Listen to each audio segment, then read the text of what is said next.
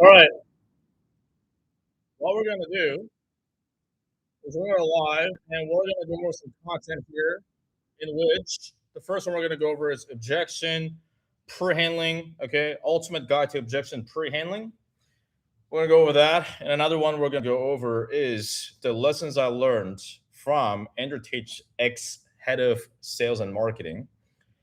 I actually paid the guy $12,000. And there's a bunch of things we talked about, but there's one lesson that still stands out to me. So we're gonna go over that, which is ultimately going to you as a sales rep is going to help you on your sales calls. Okay. So how we're going to structure these is it's my content day. So typically what I do is I'm going to go out to my balcony, I'm going to shoot some content, and basically you're going to be a cook. You're going to be sitting in a cook chair and you're going to watch me film that content. And there's nothing you can do about it. You can drop comments, you can drop questions, and in between my shooting sessions, I may answer it if it is good. So there we go. So what we're going to do, and as always, if you need help with getting to 10K, 30K a month in comms and iTicket sales, no income guarantees whatsoever, then there's a demo of our program real sales system in the pinned chat before I forget. And I'm just going to bring my laptop out there. I'm going to start setting shit up. It's a bit hot. Okay. It's getting a bit hot out here in Dubai. Actually, let me try to charge it as much as possible because my. Can you hear the music, by the way? Can you hear the music, yes or no? Can you hear me, yes or no?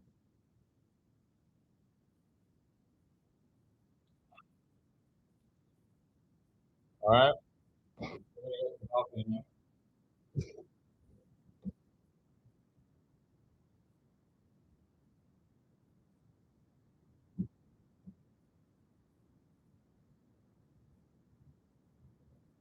You can't hear me? All right, sweet. Set shit up. Set shit up, yo. Can you hear the music too? I want you to hear the music too. So I'm not the only one bopping to it. By the way, the terminology bop, whoever came up with that, bops. It's great. No music? I was playing reggaeton. I'll jam to it anyway. Just use your imagination, okay? You listen to reggaeton? Yes or no? Anyways, like I said, we're gonna be talking about objection tree handling and the lessons I learned from Andrew Tate, former head of sales and marketing. So if there's specific questions you have on that, specific points you want me to go over, let me know. Maybe I'll include them in the video. Let me get mic up real quick.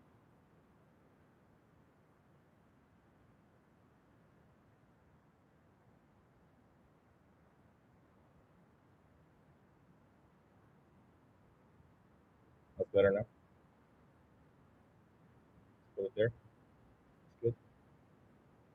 Let's try there. That's better. Yeah, sweet. Like I said, it's getting a bit hot out here in Dubai. We're heading towards June. Q2 is almost gone. Can you believe that? And we're almost heading into Q3. Half the year, damn near the half the year is fucking gone. If that's not a reality check, I don't know what is. If that is not a reality check, I don't know what is.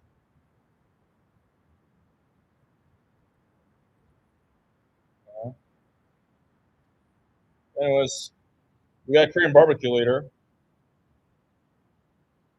So before then, I'm gonna bang out. Sir, what are you going to teach today? So it's what it says in the title. So we're gonna be going over objection, free handling, end to end. Obviously, I can't share everything on a free YouTube video, but what I can share, I'll go over it. Okay. counterintuitively, actually, objection prehandling does not start at the objection prehandling portion of the sales call. In fact, objection prehandling starts even before the sales call even happens. So we're going to go over that. And we're going to go over one of the biggest lessons I got from Andrew Tate's former head of sales and marketing.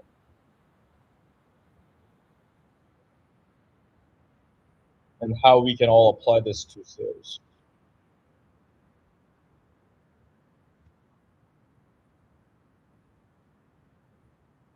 All right.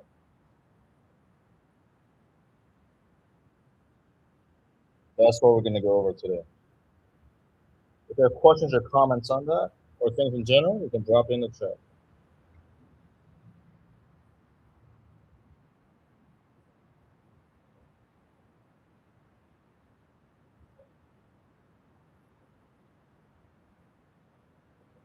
Sweet. In an alternative universe, maybe I was a streamer. You know, this is a glass water bottle, but this looks like a liquor bottle. So whenever I drink it, it looks like and it sounds like I'm drinking liquor. But I'm a water guy myself. So let's start setting shit up. I don't have all the time in the world. You know? Let's get shit popping here. Woo! It's hot. I can take it to my motherfucking balcony.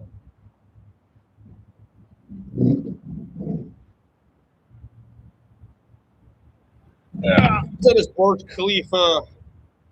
Somebody on the stream the other day. Can you watch this?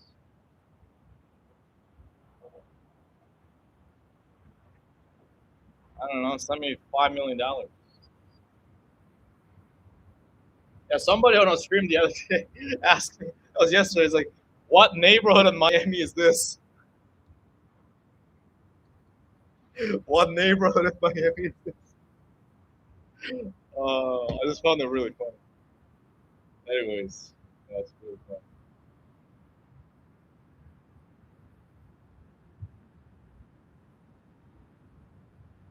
Alrighty, let's set shit up here. And we're gonna do mic test, and we're gonna get things rocking up.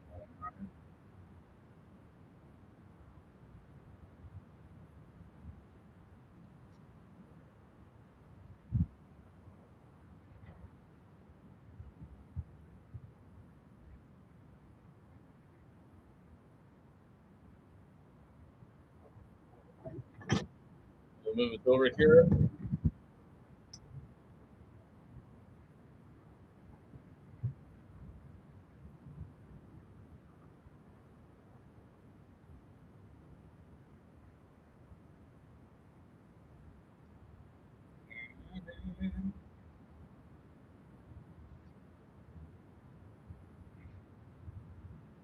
I want the backdrop maximum.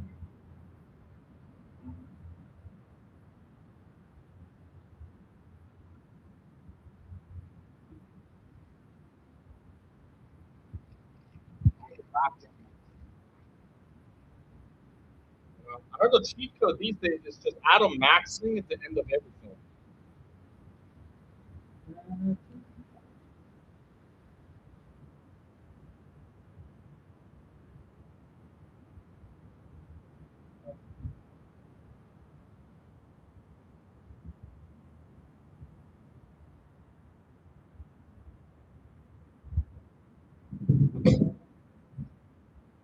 Yeah.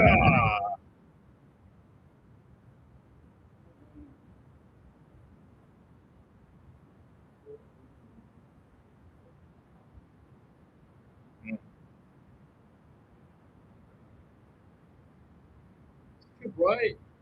Can't see. You want to learn sales? You're a beginner. Is this video suitable for you? I don't know. Fuck around and find out. No handout says no, it isn't. I love your username. No handouts. Absolutely no handouts. You know what's fucked up? The angle from the webcam, it looks way better than the one from my fucking camera. So maybe I'll switch it like this.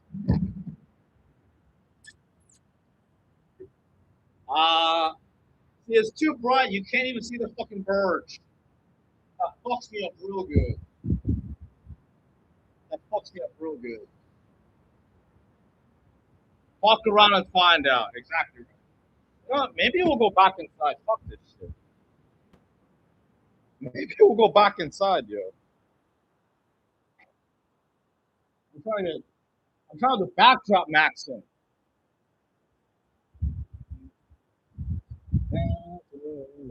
Well, you know what? Maybe it's a sign from the universe. And maybe it is better over here.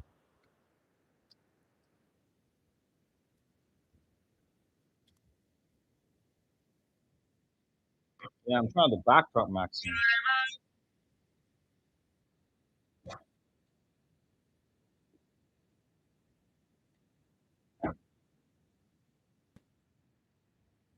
All right. There we go.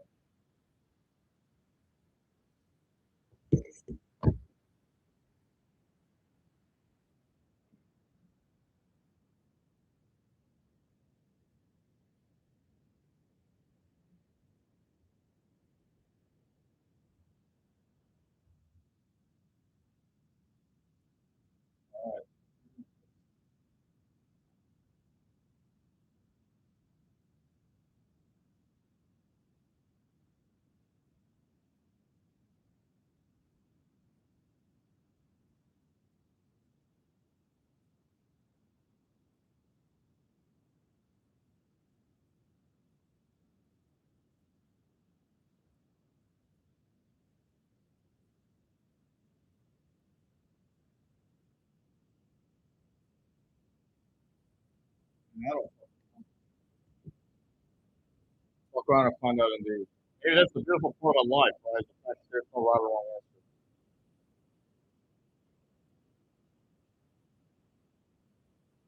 I'm gonna try this.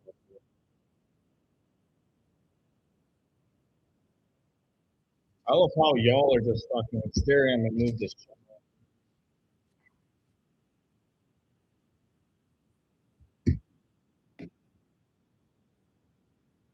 Move this shit around.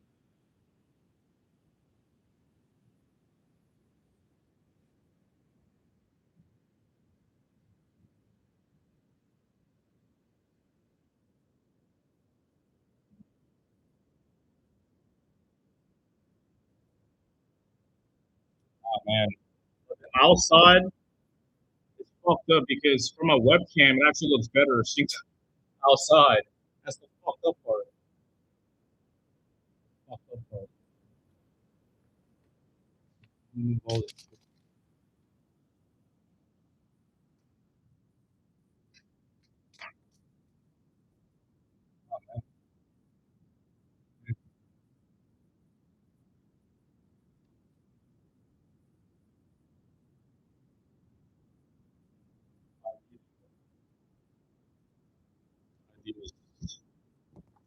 Gotta get resourceful.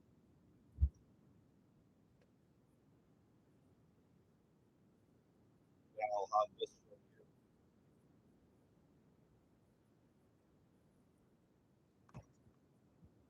This alone is cardio.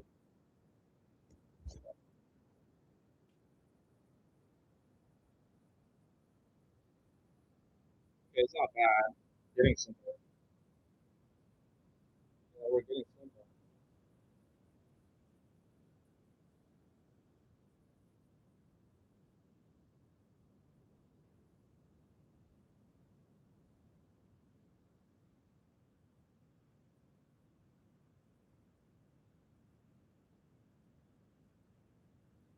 Yeah, you see, I don't like any of these fucking angles.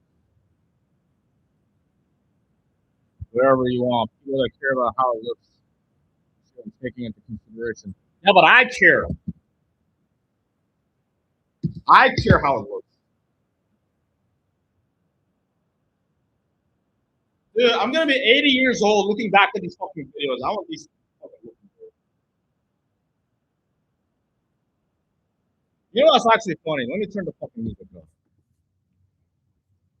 You know what? Why I love about these videos? Don't get me wrong; it brings us leads and sales. Yeah, yeah, that's the obvious. But I look back at my fucking YouTube videos from 8 years ago. I just fucking laugh of how far I've come, as cunty as it sounds, and how fucking hilariously retarded I was back then. You know? That's what I love about these fucking videos. Is I'm gonna be looking back at this exact fucking live stream or this fucking video when I'm 80 years old. I can't move anymore. I can't talk anymore, and that's the only thing I'm gonna have left. And this video will be on the internet forever, even after I die. That's what I love about it. You know what I'm saying?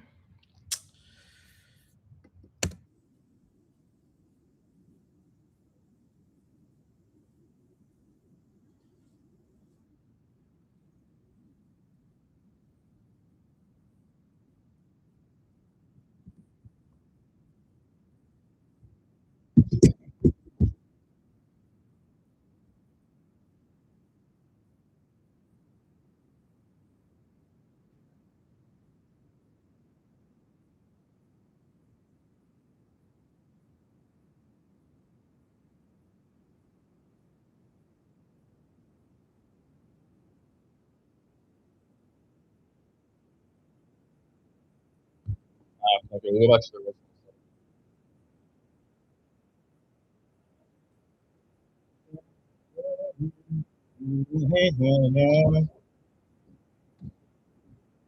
Go back to the original motherfucker.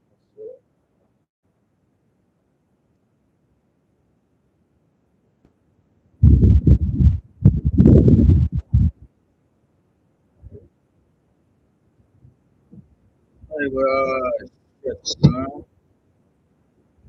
That's the cycle on it. So I look back and realize how stupid I was every 3 months. That means you've grown significantly in the last 3 months and every 3 months. That is a beautiful thing. We should be cringing at ourselves from 3 to 6 months ago. And that is a good thing because that means you've grown us. You've grown that much. You have grown that fucking much. You've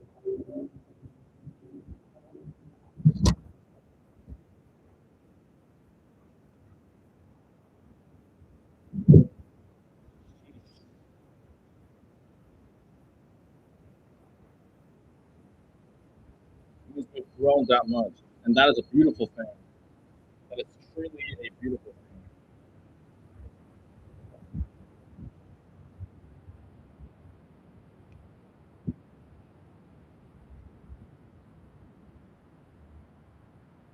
That's too fucking good. I'm just gonna find like this. It's a thing. Maybe if I can get fucked enough, maybe one of these days, I will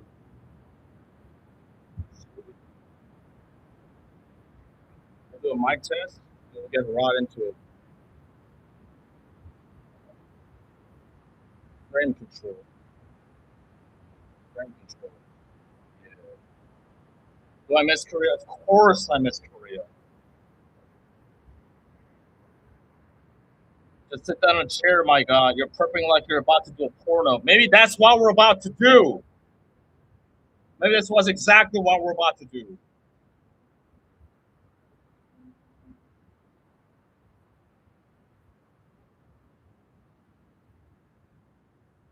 Treat every moment in your life like you're about to shoot a porno. That is a new life mantra. Oh, let me turn on the fucking noise canceling. Yep, sweet. Mic test, mic test, mic test, mic test.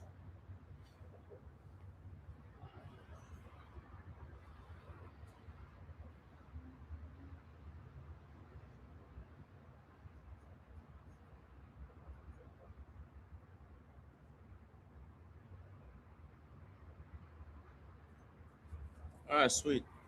We'll get to the fucking video. All right, we got some questions rolling in. We'll get to this too. Sweet. The first video we're going to shoot into is ultimate guide to ejection prehandling.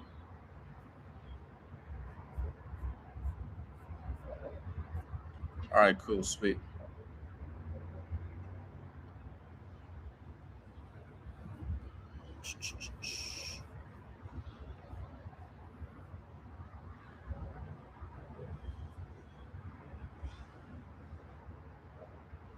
Okay, shooting. It's recording. It is recording. Sweet. All right. I need some water real quick.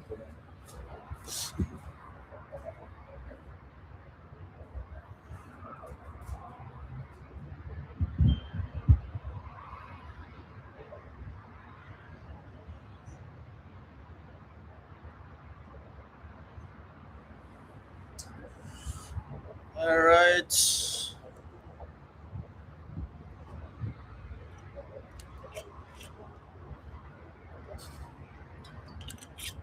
All right, we're recording. Let's go.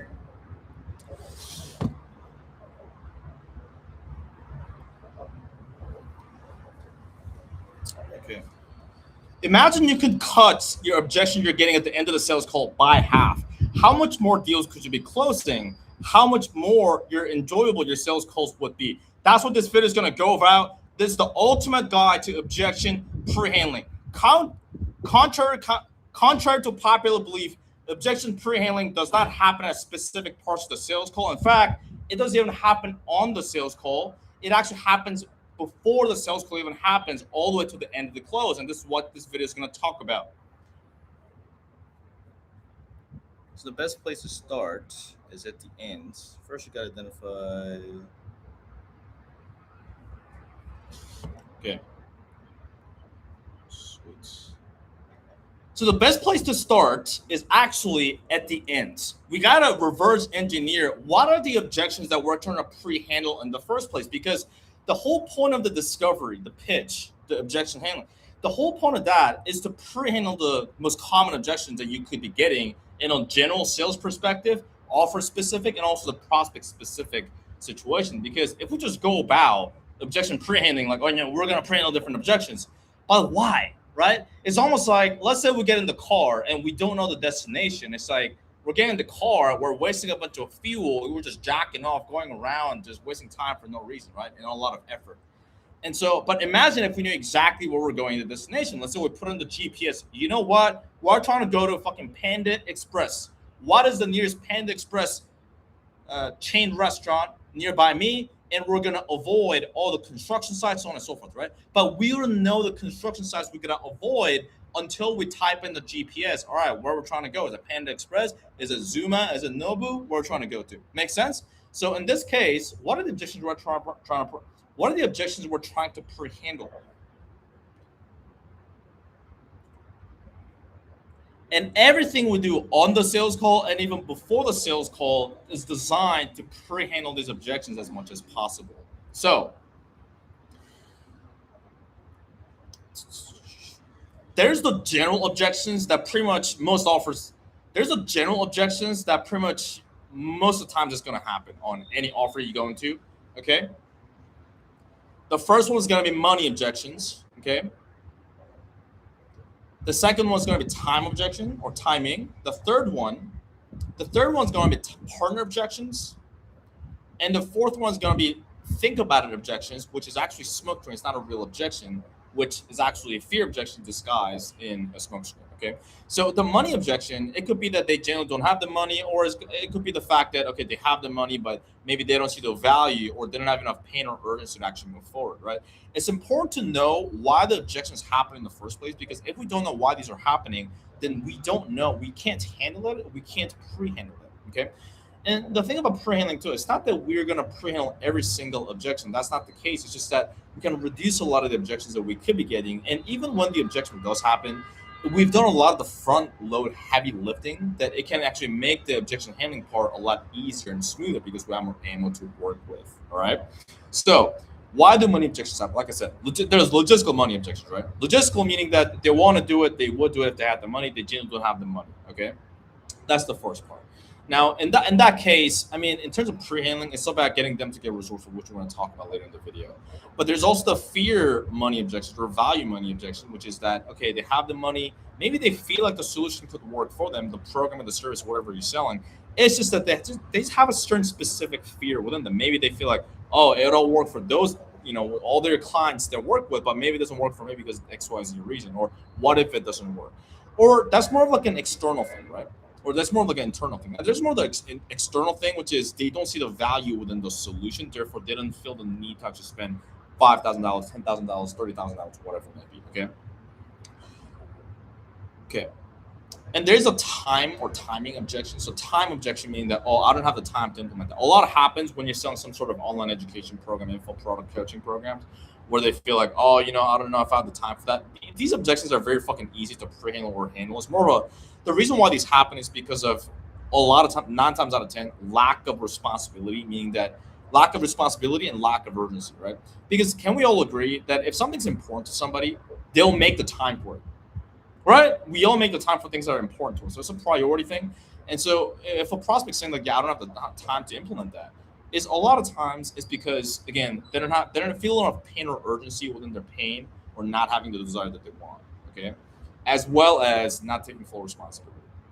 So these are talking more in theoretical terms. We're going to exact examples towards on the line. But as an example, right? Let's say you're selling some sort of biz op. Let's say you're selling an Airbnb program, right? So there may be 9 to 5 people, right? 9 to 5 employees. Maybe they're working as an accountant or a nurse, and they want to make more money. They want to have more time. And how you guys help them do that is by starting an Airbnb business. And so if they say that, oh yeah, I don't know, sounds good, but I don't have time to implement this, or I don't have time to show up to the coaching calls.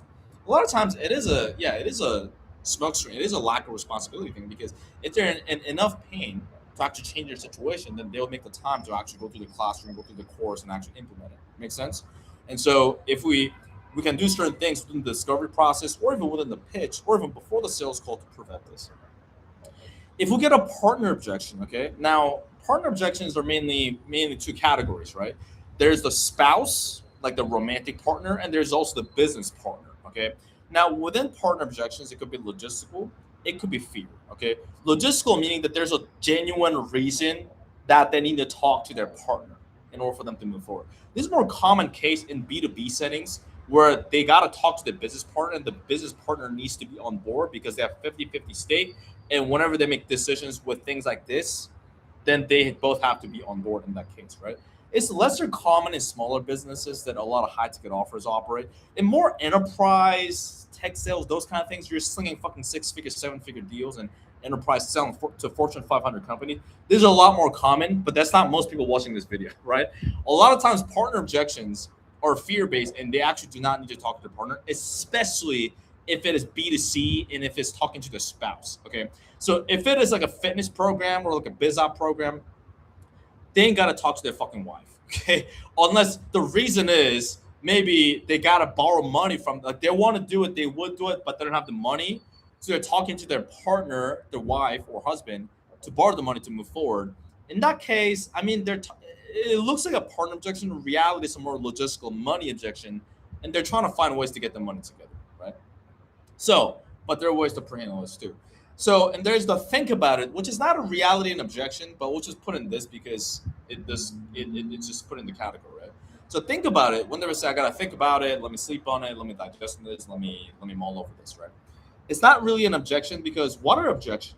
How I define objections, or objections are simply concerns, right? Is think about it a concern? No.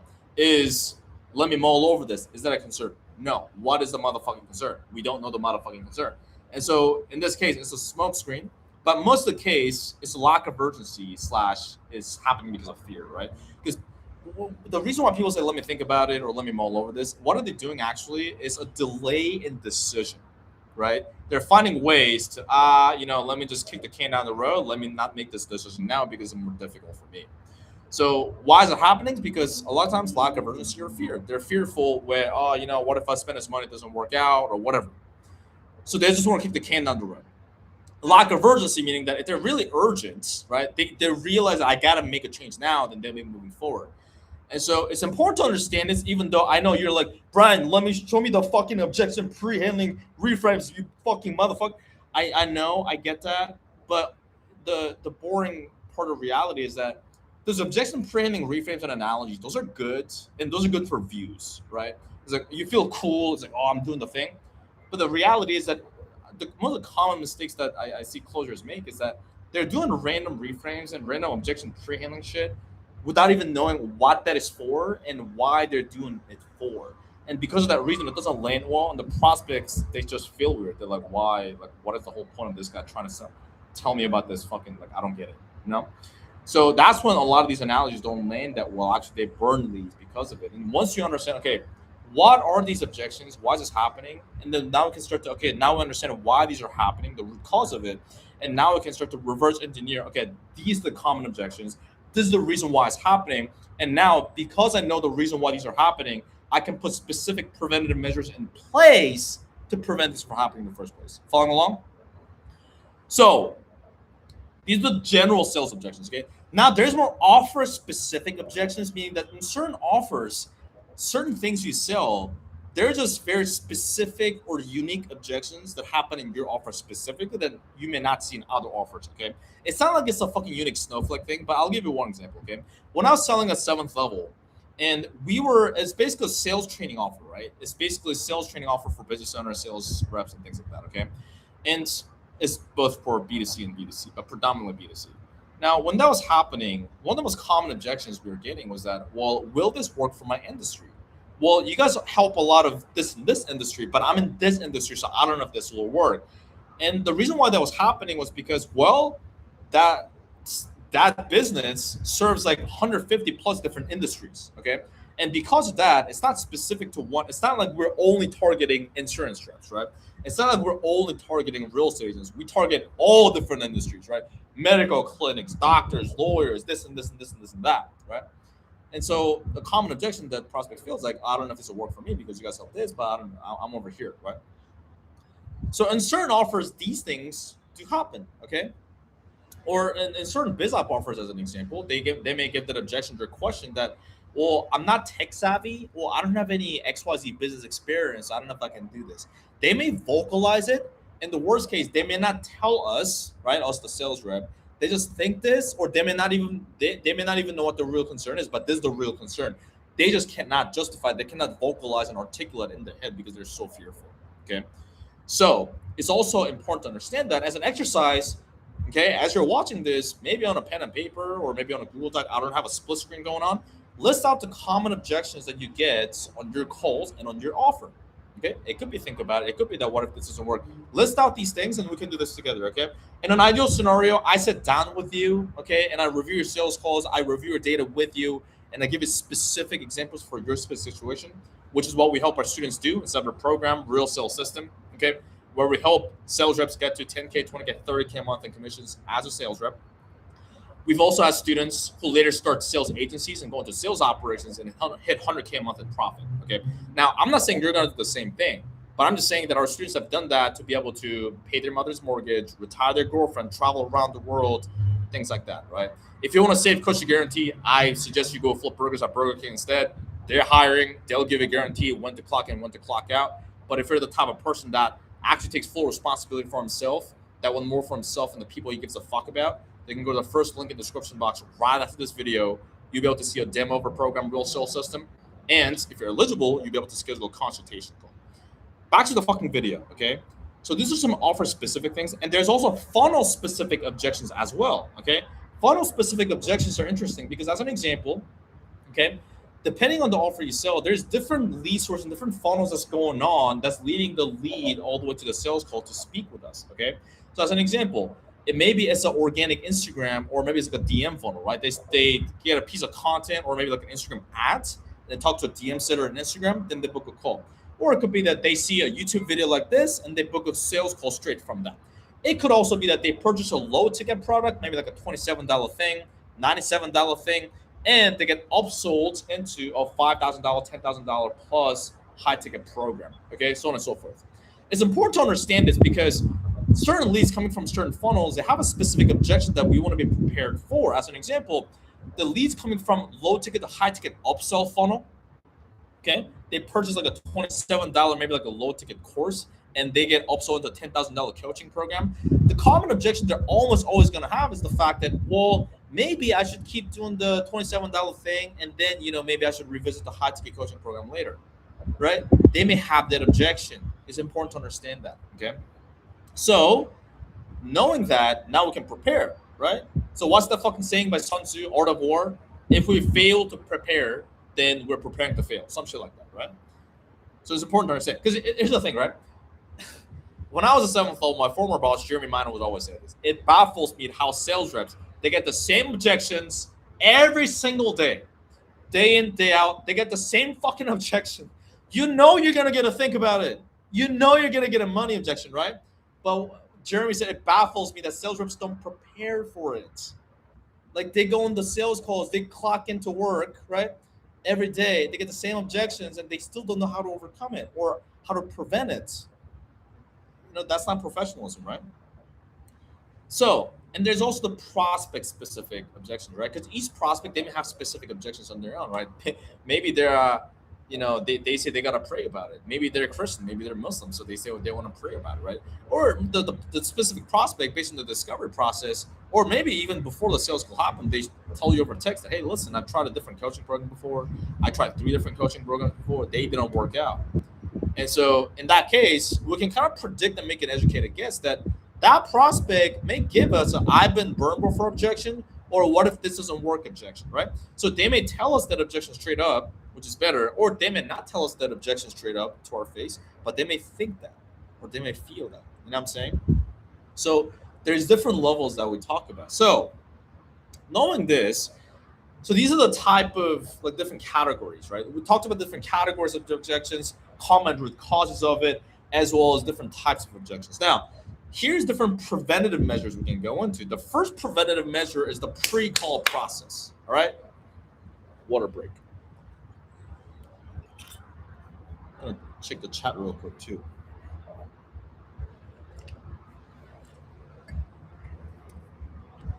Caleb asks, good morning, Brian. What time is it for you? RN. 3:49 p.m. here in Dubai.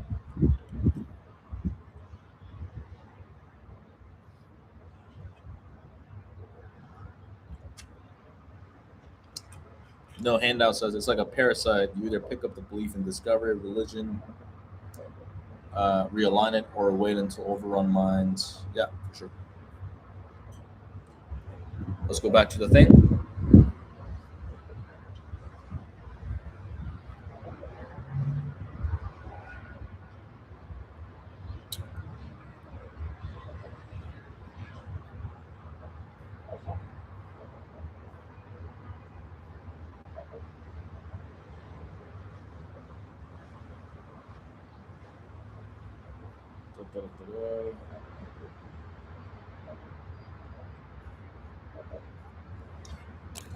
We'll do a screen share.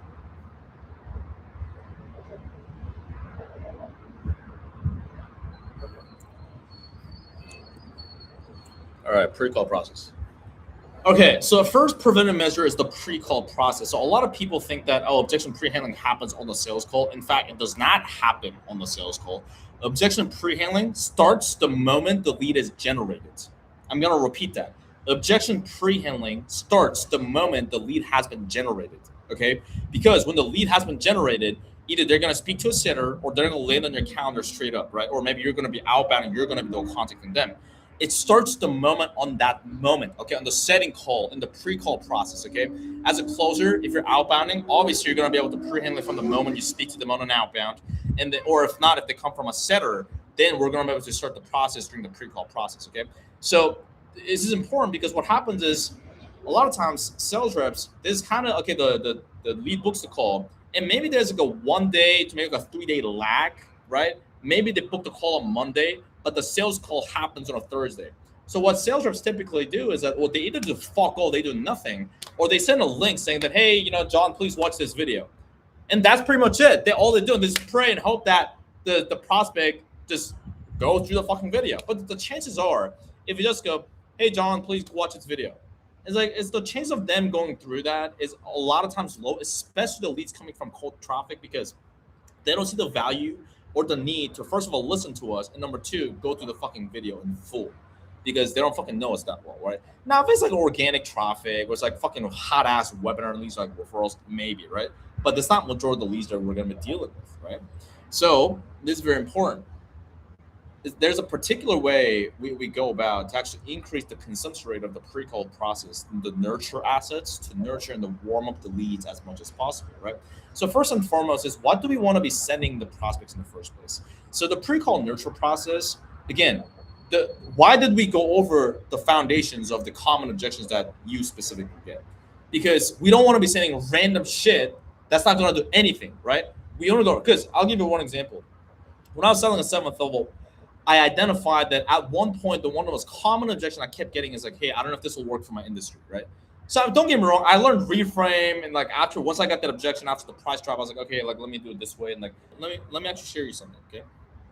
I'm gonna share my. Is it recording? All right, the OBS is recording. So this is instead of a training platform, real sales system.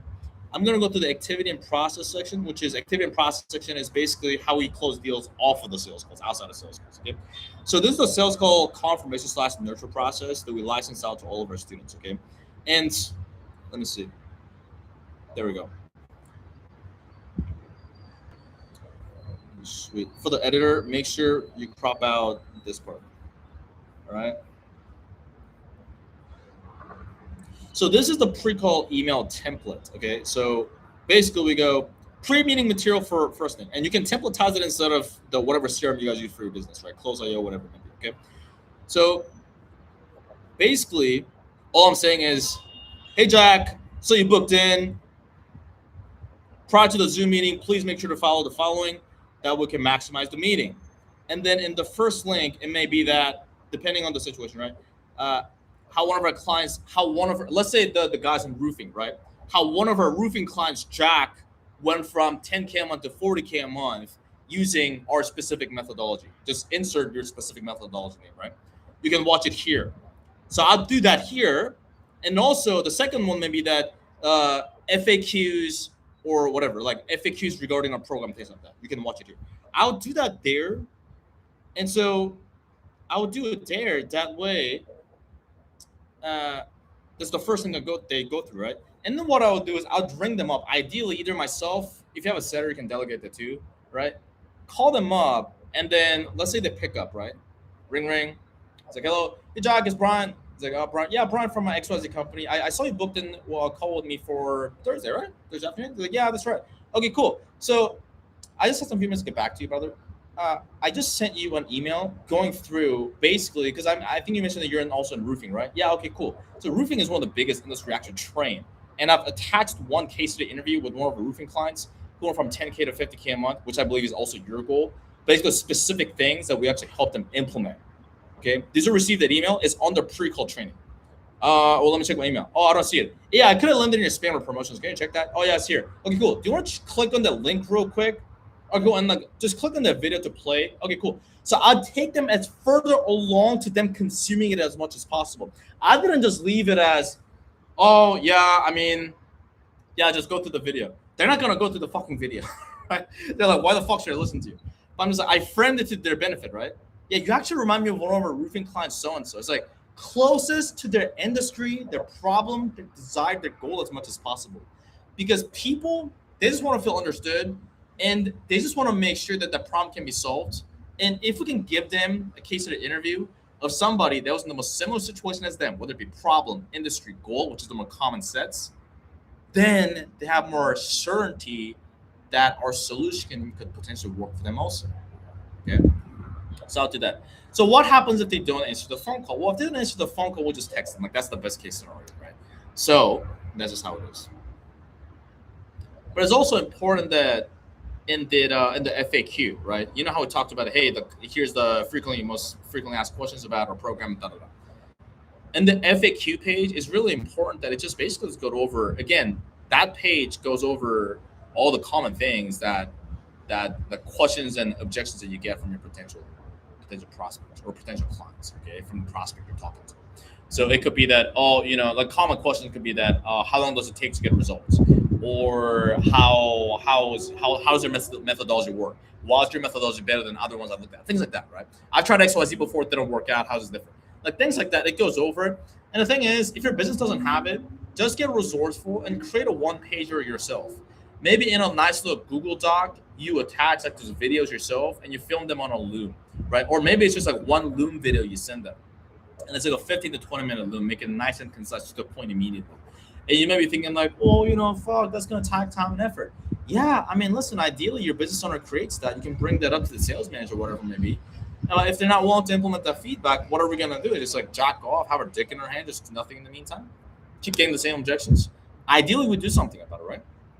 So we want to do that. So, and I've done that myself as well.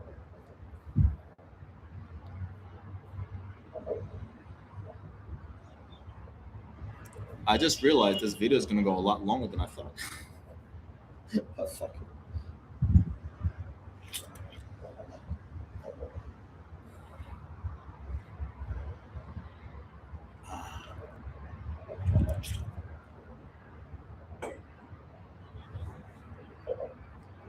Okay, the second part is language coaching. Brian, like, what language coaching? Like, I don't want to speak German. No, it's not about that.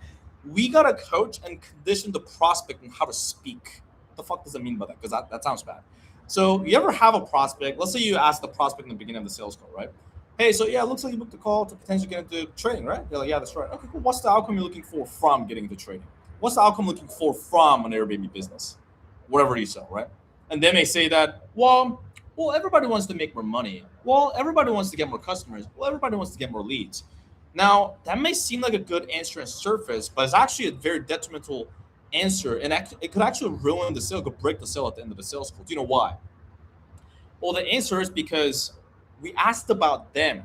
What are you looking to get out of an Airbnb business? What are you looking to achieve from getting into trading? And they said, well, everybody wants to make more money. What are they doing? They're not owning up to their desire and their goal and their objective. You understand? So this may seem like a trivial thing, but the problem with that is the more we let them get away with it, each time we let them get away with things like this, we're basically training and conditioning them. Oh yeah, keep giving me vague answer. Oh yeah, keep externalizing responsibility. We're literally telling them that, right? It's kind of like this, right? This is gonna sound really fucked up, but bear with me. Prospects are kind of like dogs. Okay, I don't mean that in a demeaning way. What I mean by that is, let's say you have a dog and the dog shits all over your living room. In an ideal world, you don't let them get away with that, really. You probably like do something to like, hey, like don't do that, right? You're gonna let the dog know that was not a good behavior. That way, the dog does not repeat that again. Otherwise, the dog's gonna keep repeating it because, oh, I can do this, I can get away with this, right? We're literally conditioning them to do a negative behavior. And so, one of the biggest things I train sales reps that I train inside of a program is that, well, a positive reinforcement and negative punishment.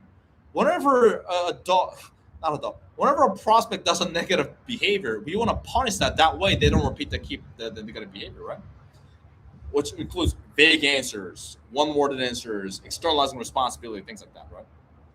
So when they say, well, everybody wants to make more money, we don't let them slide. We correct that. We got to coach them on how to speak, right? So a common thing I do is, well, listen, everybody's great, but I care about you. What do you want? It's a very simple thing I do. I don't get combative, right? But I let them know. I may smile. I may come off friendly, especially because it's the beginning of the call. Later on, I can be more stern as I build up more authority and trust inside of the sales call. But in the beginning, I'm still gonna be friendly, still collaborative, but at the same time, I'm gonna correct that this is not a good behavior, and we gotta correct that. It's for the prospect's own good. Because if they keep externalizing responsibility, if they don't own up to their goal and their desire, their problem, their situation, then they're not going to take action on their goal. That doesn't help them. Make sense? So, yeah, everybody's great. What about you? Oh, yeah, I want to make more money. Okay, there we go. So what are you doing for a living now? So, again, very subtle thing, but we talked about both ends, right? So yin and yang. Positive reinforcement, negative punishment. We're going to punish negative behavior. We're not going to like spank them or whatever, but you get the point. And we're going to reinforce positive behavior. What I mean by that is I'm going to condition them that, yes, that is a good behavior. Keep repeating that. So what did I do? They owned up to their goal, right? Oh, yeah, I want to make more money. Great, good behavior. So we're not going to say, hey, good behavior, right? We're going to say, hey, there we go. That makes sense. We're looking for a living now. So, yeah, that makes sense. I'm going to show more interest. It's not like I'm being disinterested the whole time. I'm going to show a bit more interest. And how much more interest I show, how much of a good reward I give them, it really varies and it's correlated to how much of a good behavior they do. If they do a slightly good behavior, I'm going to give them a slightly good reward. If they go really good behavior, like they're opening up really, like, they've been vague the whole time, they finally open up, then I'm going to be like, oh man, I appreciate you opening up about that, man. I'm going to give them more of a good reward. Makes sense? So it's correlated.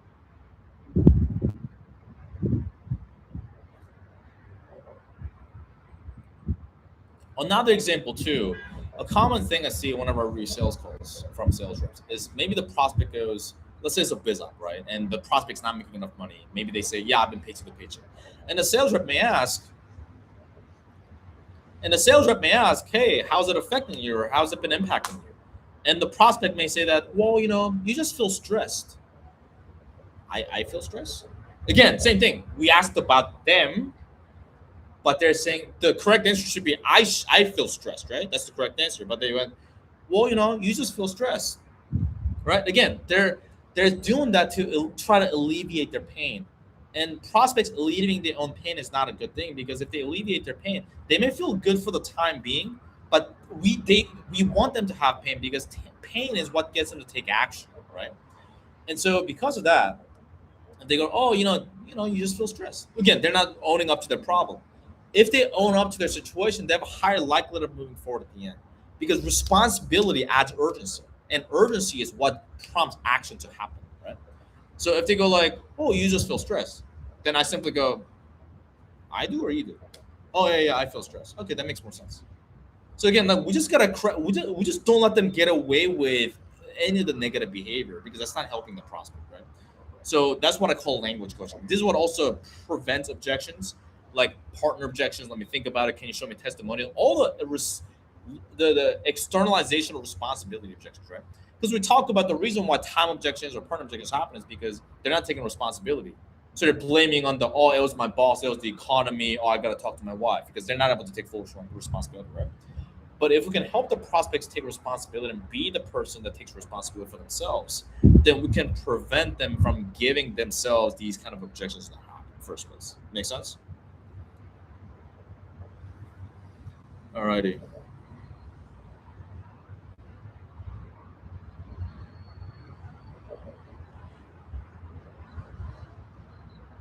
Alrighty. If y'all have questions about to drop in the chat too, maybe I'll answer it. Holy fuck, there's a fuck ton more that we gotta talk about.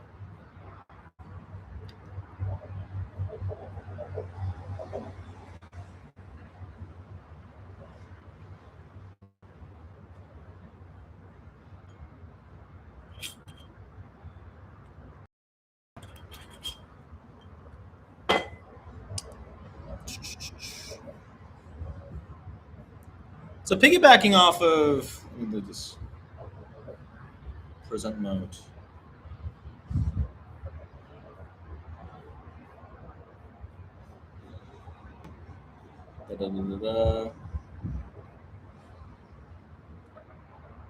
So piggybacking off of the previous point, we're going to go into the pain section of the decision tree that we license out to a student, which is basically a rinse and repeat sales call structure, sales call framework that we give to basically our students to make their sales calls a lot more conversational while predictable at the same time. So the reason why we're going to go over the pain section is because pain is what prevents a lot of the objections as well, right? Like the think about it objections, we can prevent that. Or like, oh, let me get back into 48 hours, because if we can help them feel more pain, then we're going to increase their level of urgency so they can actually take action, okay? So in the pain section, depending on what you sell, right? Let's just take like the standard biz op example, right? Then we're probably going to talk about what they're doing for a living, what their work and things like that, right? Because they probably have a job. So we're going to basically go over like the problem within their current way of making money, which is most likely going to be their job, and how that is affecting them. Long story short, right? Depending on what kind of biz op you're selling, but for the majority of the biz op that people sell, this is going to be the situation, right? So previously, we talked about what they're doing for a living now, their current situation, which is like maybe they say, I'm a nurse. Okay, well, how is that working out? Or we may say that, well, do you like it? And so they may be like, oh, yeah, it's all right. And then essentially from here, we got to get the prospect to we got to help the prospect feel the pain in their situation. So we may say that, Okay, well, I mean, if they say, yeah, I mean, I don't really like it. Okay, why not? Okay, why don't you like it? And they may say that, oh, I don't like my job because there's a lot of night shifts and things like that, right? So, well, the reason why a lot of times I think about objections or fear objections happen is because sales reps, they just stay surface area around this. They just take it for granted, take this face value, like, oh, I just want to make more money, or like, oh, it's not like a very vague surface area response, and then move on, and because of that, they end up getting tons of objections, right?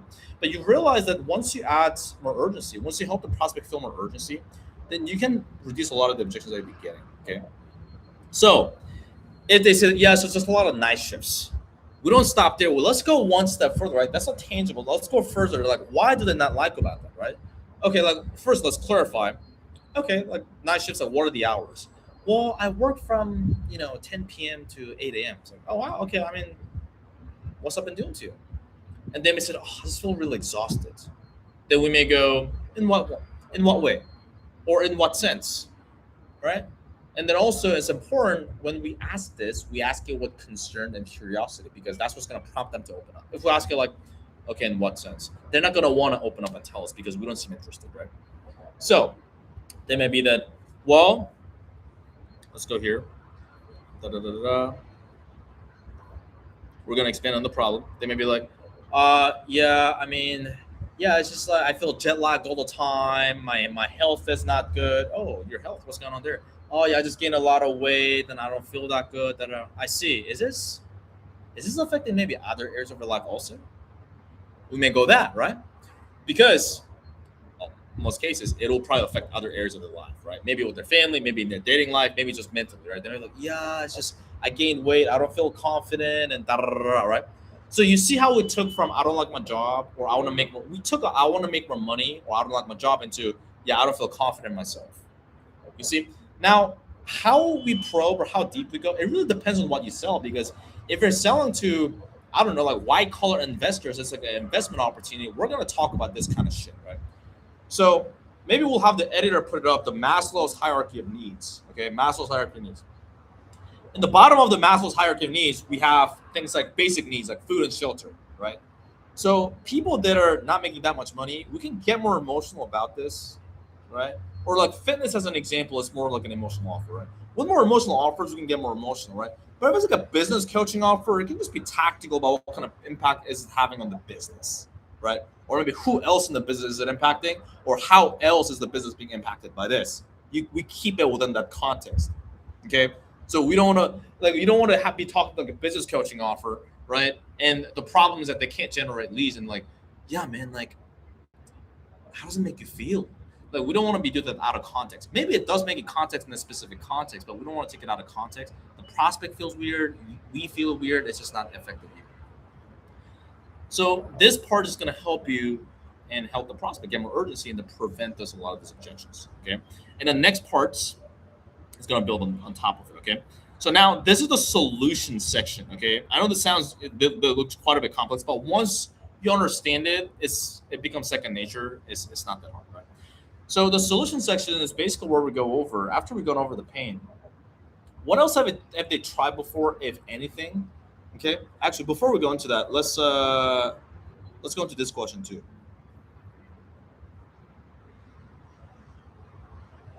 Let's go into the remove DIY. Okay. Wait, hold on.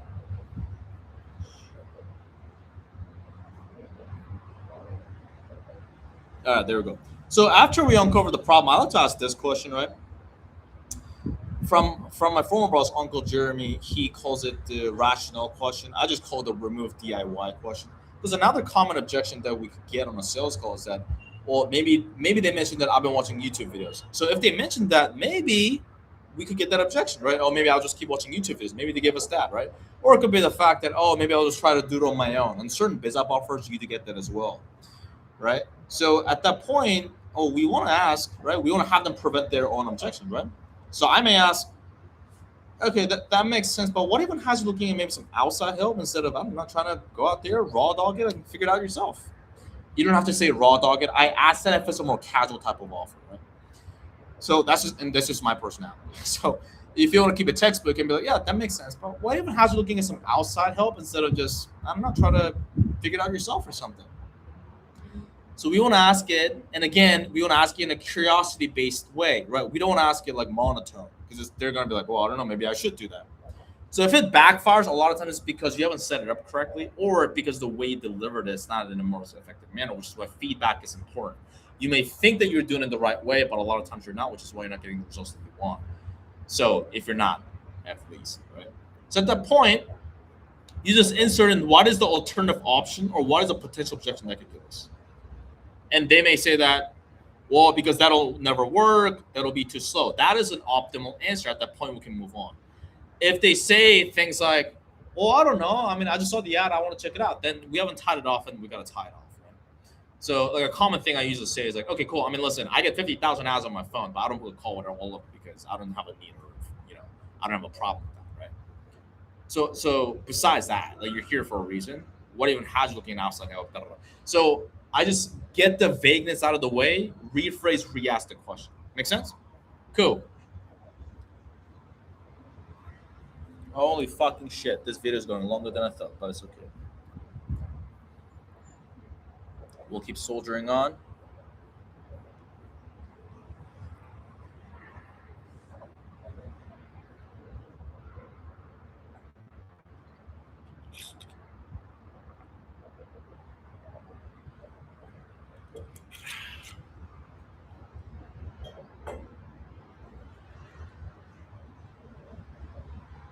All right, cool. We'll move on to the solution section where we go over basically what has the prospects tried before to try to solve their problem / try to get their desired outcome, if at all.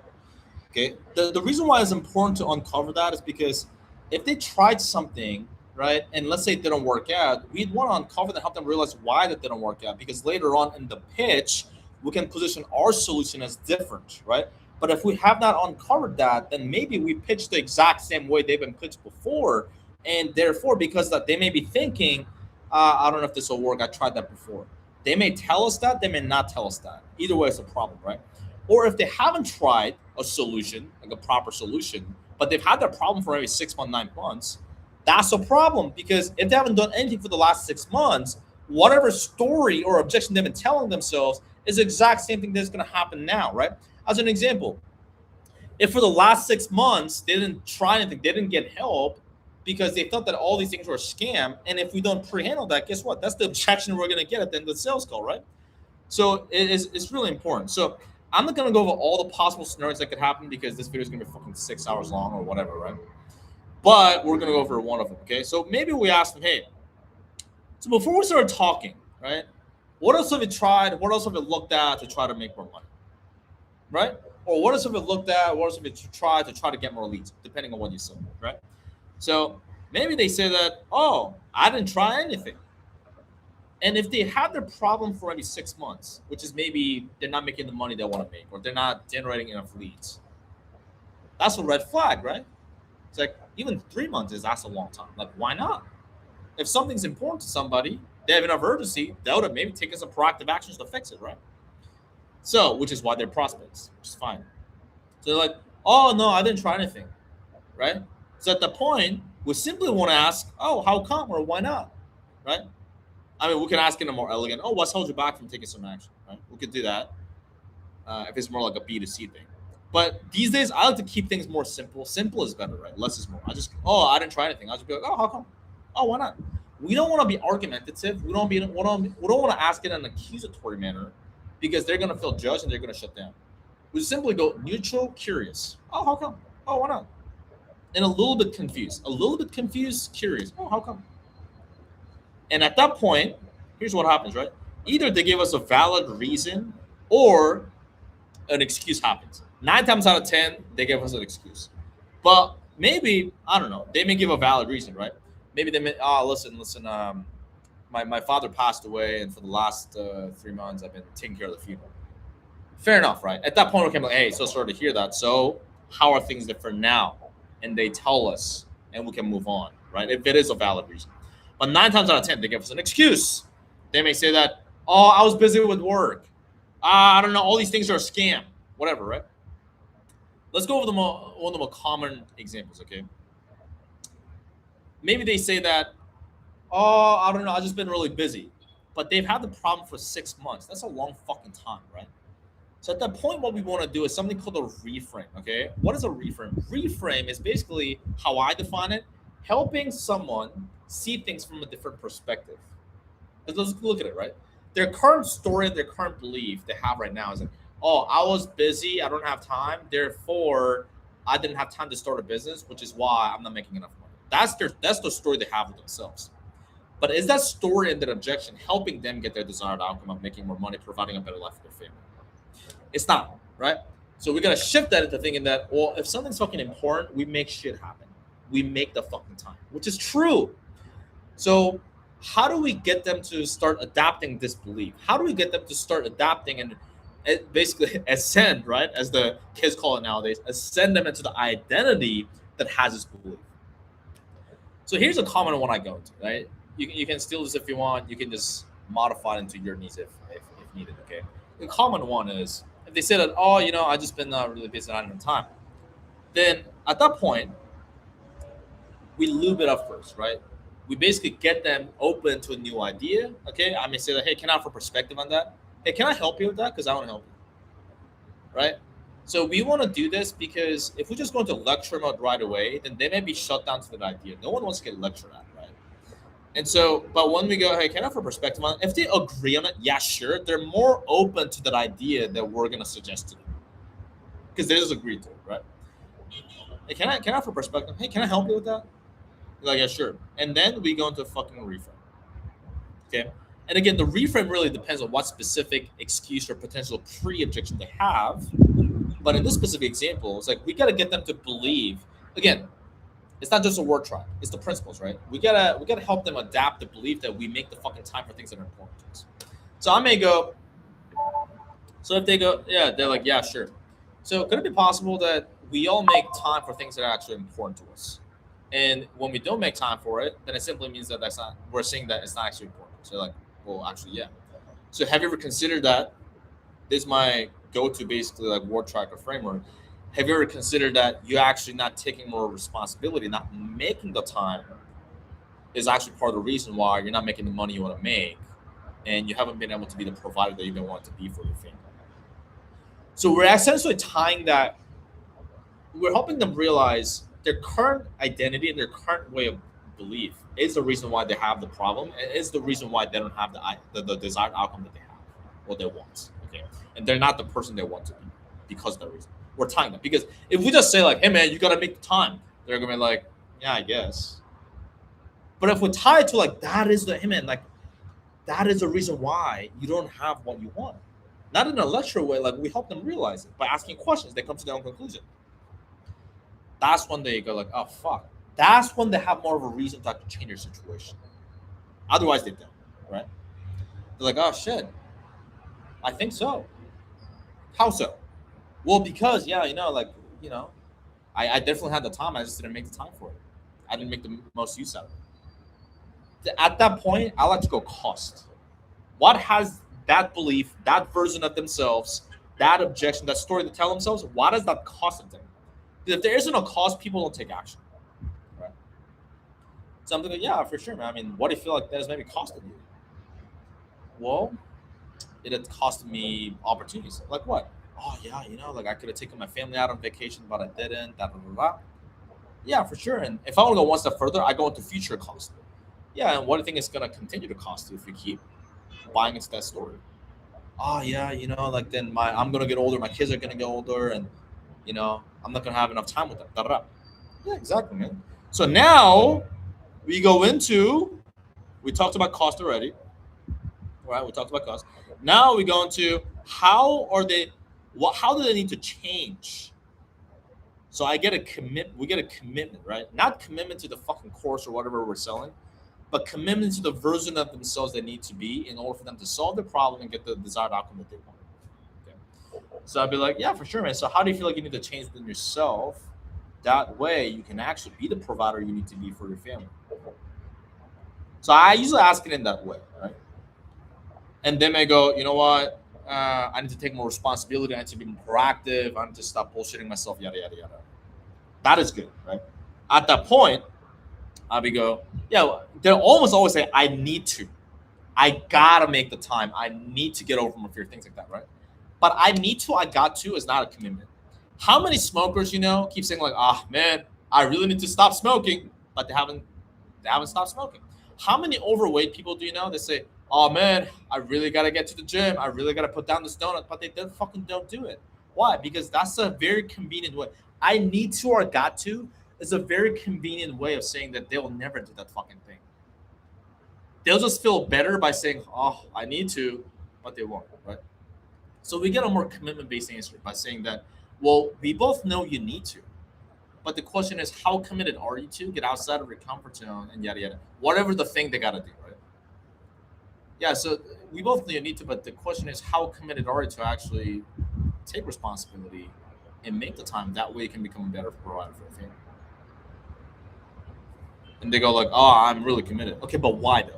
We ask why because we want them to sell themselves and make their idea more concrete. We're just gonna make it more persuasive. We're basically have them overcome their own objective. We're sitting back. We're the puppet master, right? We sit back. We just ask we're not the ones doing the selling. We gotta flip the script. We're not the ones that. Hey man, you gotta change. You gotta take. We're not doing that. No, no, no. That's more exhausting. That's less effective. That's less persuasive. We do the opposite. We sit back. We're question askers. We have them fight their own objection.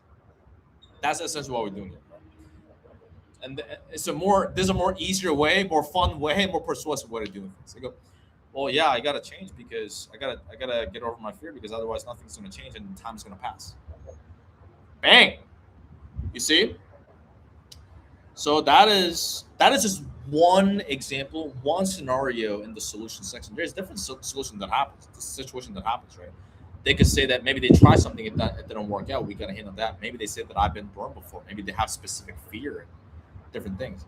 And so that's why it's important to understand principles. Because once you understand principles, you can just plug and play any other objection pre-handling sequence or framework, whatever. But if we don't understand that, then it's just not going to be effective.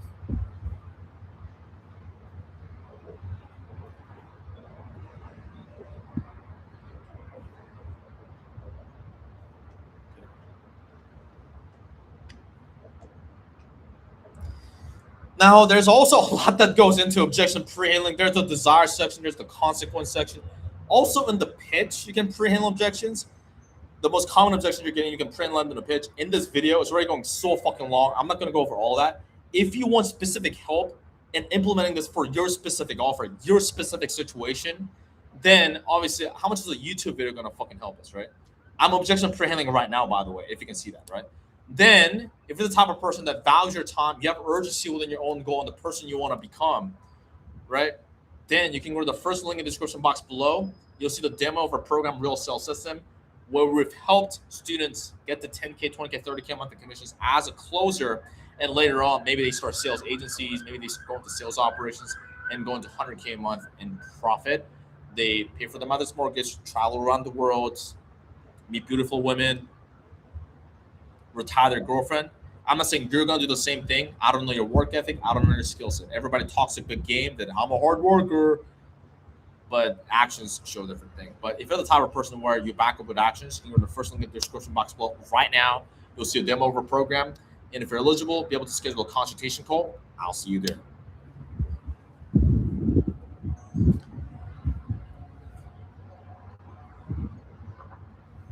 Oof.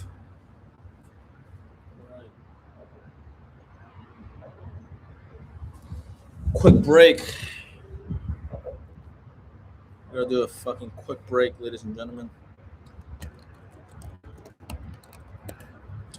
I've been yapping for however long. I got barbecue to go to soon. You know what I mean?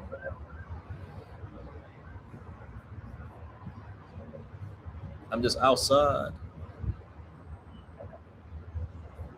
I'm outside in the AMG.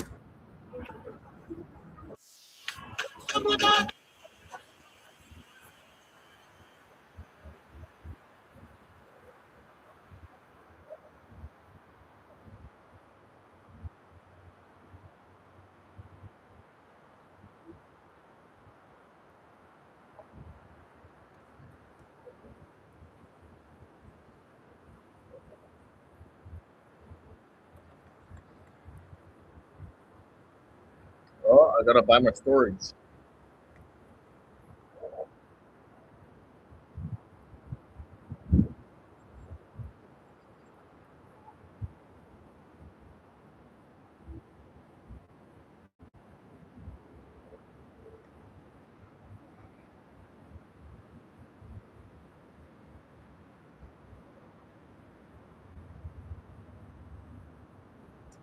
How's your Saturday going? Mine's been productive so far. I got 8 steps in. Got working with a fitness coach.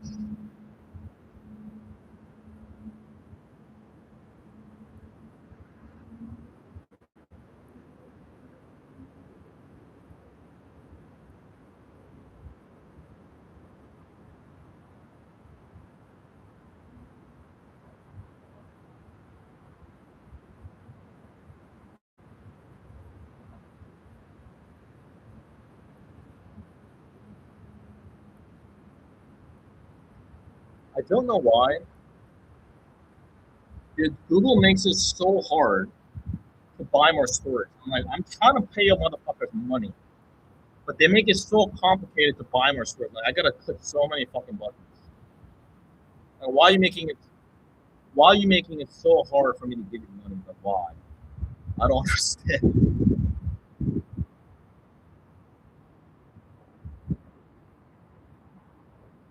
If somebody works at Google or knows somebody, it's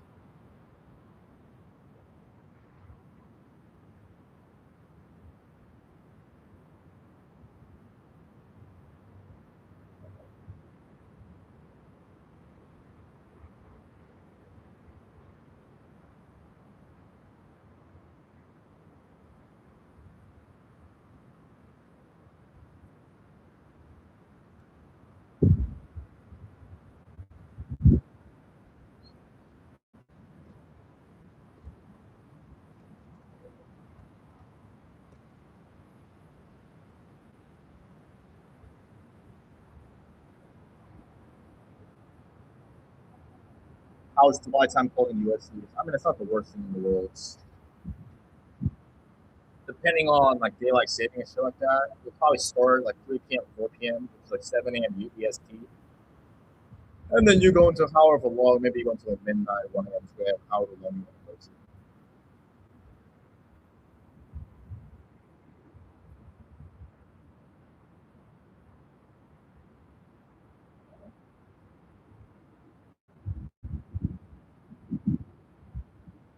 But,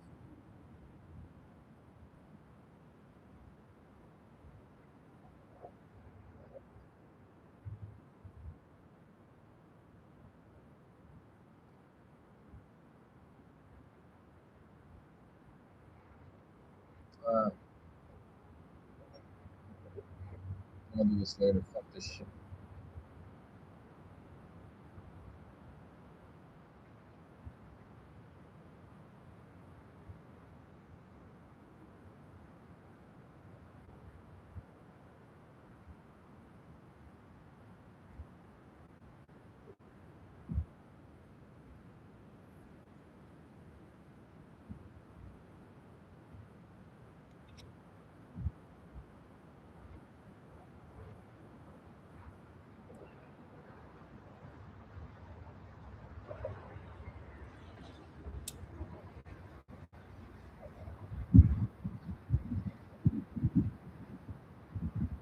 Oh, that breeze is nice. No, I miss Barcelona. Fuck, Spain is a vibe. Barcelona is a vibe.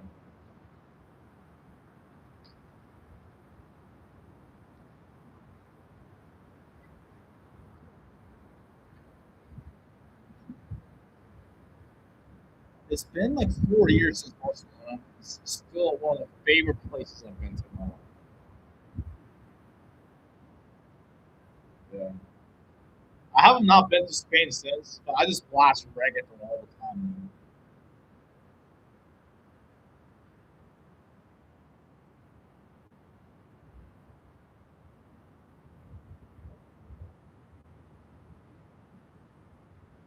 But go shoot listen to my fucking music.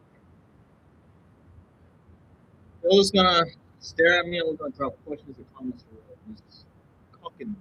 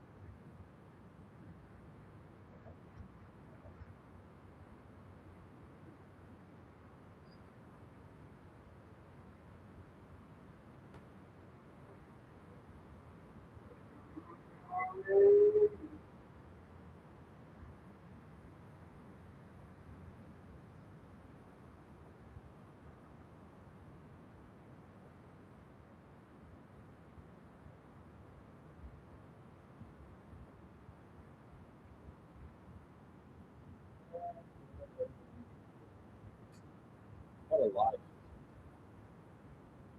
What a life.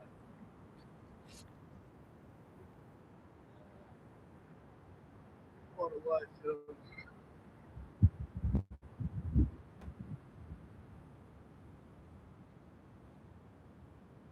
I suppose Felicia was tell us better.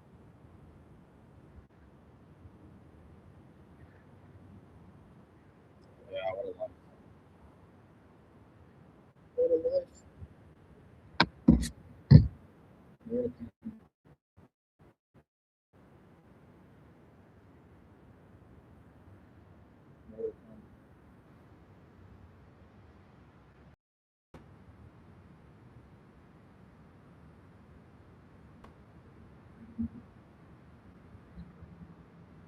what you catch a fucking breath, and then be showing kids.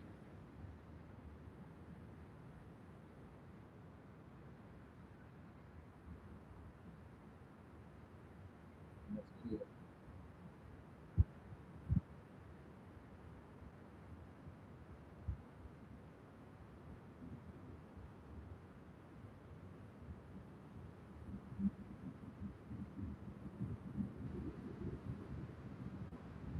I hope that's not a miss.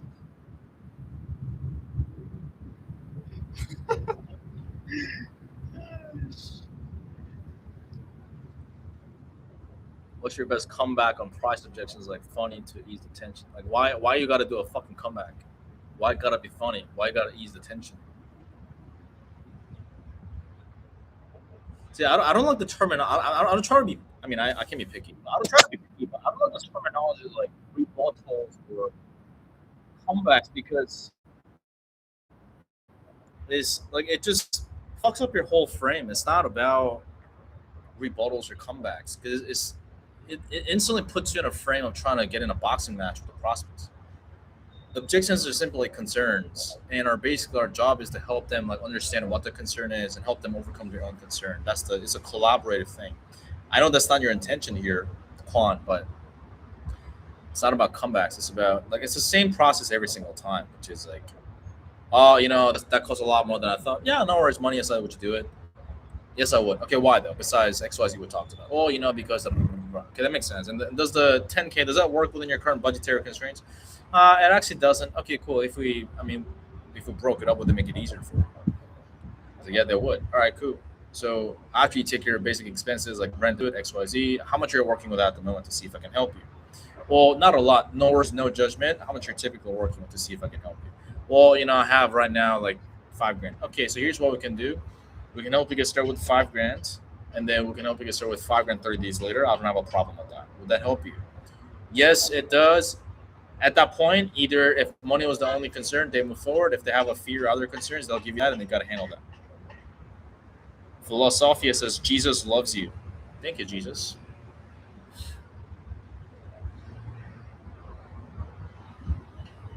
There's a random plastic bag floating around the air right now. It looks like a fucking jellyfish. All right, next video.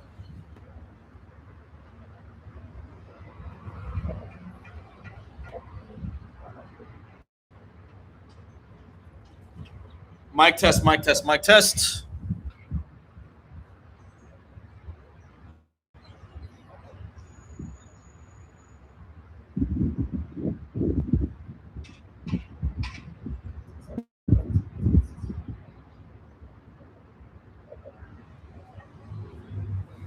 All right. I'm loud and clear. Sweet. You have not passed compliance yet? What are you talking about? Juan says, got you solid stuff. All right, cool.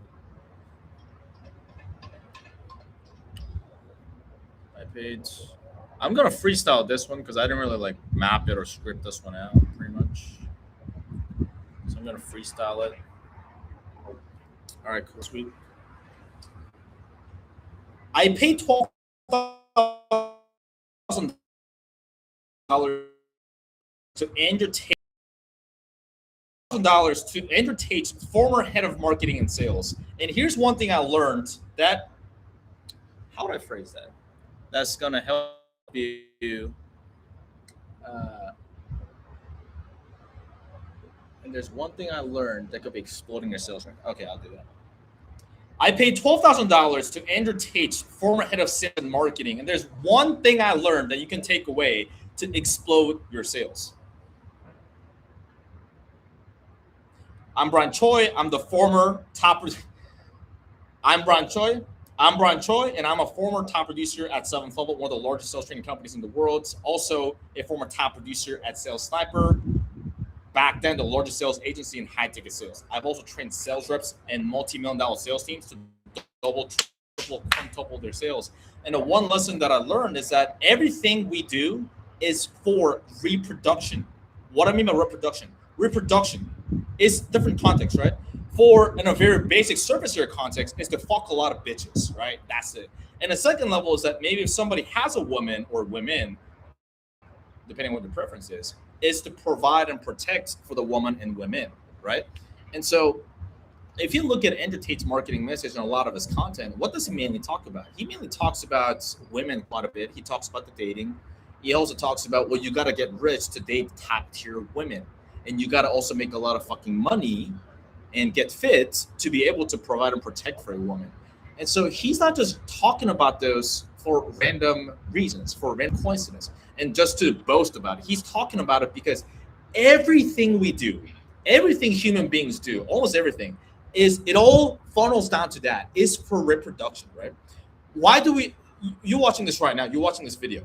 You're watching this because maybe you're curious about, okay, like what did Andrew Tate's former head of sales marketing talk about? What is this Asian guy on my feed talking about? Or maybe you just want to make a lot of money in sales or whatever it may be, right? You want to become a better communicator. Regardless of everything you do in your life, just look at your fucking calendar. How many hours a day are you working? You're probably working hours a day, 12 hours a day, whatever, 6-7 days a week, right? Why? Well, you may say that, well, I want to make a lot of money, right? Why do you want to make a lot of money? You may say that, well, I want to move out. I want to get a nicer crib. I want to get my dream car. Let's take that one example, right? Why do you want to get your dream car? Why do you want to get a McLaren? Why do you want to get a Lamborghini? Why? And you may say that, whoa, it just looks cool, da da da.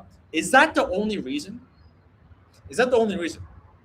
Let's be really honest, brutally honest, and sit down. Just me and you, no bullshit, no ego, no nothing. Is that the real reason? No.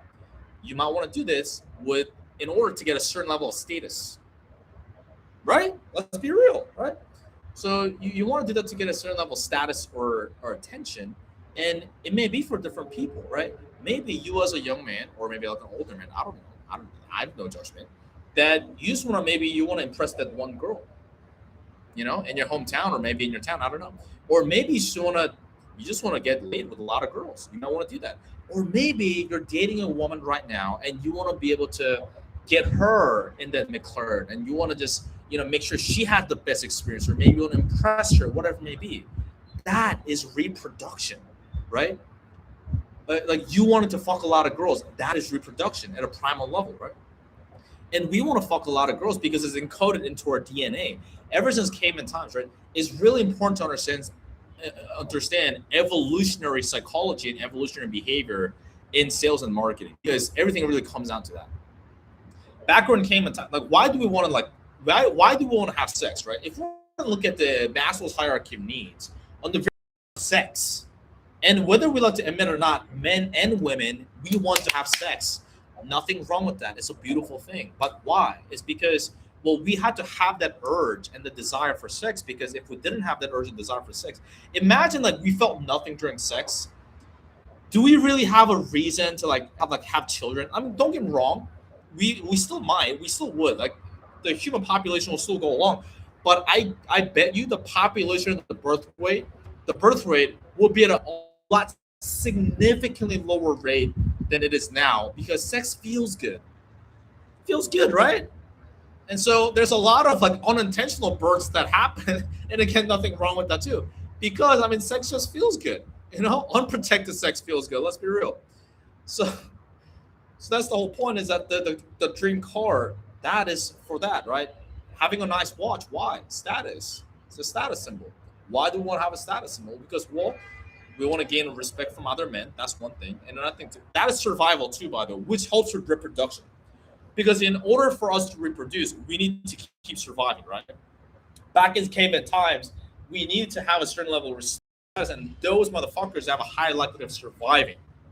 You know what I'm saying? Within the tribe or within different tribes. So even status or respect from other men helps us reproduce. Not with those men specifically, but by having that, then we can actually have respect from other females as well. Because another attraction trigger from females is that a man who is respected by other men is more attractive. That's how it works, right? Same thing with having wanting to have a nice crib or having to have a nice apartment. I'm sitting here in my apartment right now. It's contains a sound in Dubai, my Dubai apartment, as I stare into the world's largest building, uh, Burj Khalifa, in front of me outside on a balcony. During New Year's Eve, I saw firecrackers coming outside of it. We want to have a nice crib because, well, number one, we want to be able to attract females, number one, and higher quality females and more females. And number two, we can provide a better shelter for other females or the female that you have right now. You know what I'm saying? So really, everything is that. Everything comes down to that. Also, wanting to get into better shape. I recently got a fitness coach. I paid, so it's a $4,000 program, and I'm about 1 to 2 weeks in. I'm already getting into better shape. I've gotten a bit leaner. I missed 1 or 2 weeks, so it's not like I'm fucking Arnold Schwarzenegger right now. But over time, it's a journey, right? So it's a process. But why did I invest into the fitness program? Well, I want to look good. And why did I want to look good? Well, if I'm being completely real with myself, well, I want to look good because number one, I can look better on camera, right? As well as also be more attractive to females. Like, I'm not here to bullshit. You know what I'm saying? And overall, like, I'll feel good within myself too. It's like all those things working in conjunction. Yeah, there's other reasons too, but again, it all comes down to the reproduction, right? And so same thing with the marriage repair, right? It's like why do couples want to repair their marriage? Well, it goes back to reproduction, right? I mean, they may have children already and they may not want to get more children, but it's the fact that they'll be able to reproduce and their genes will go off longer because if they stay married, they'll be able to actually protect their children better and therefore their offspring will survive better, right?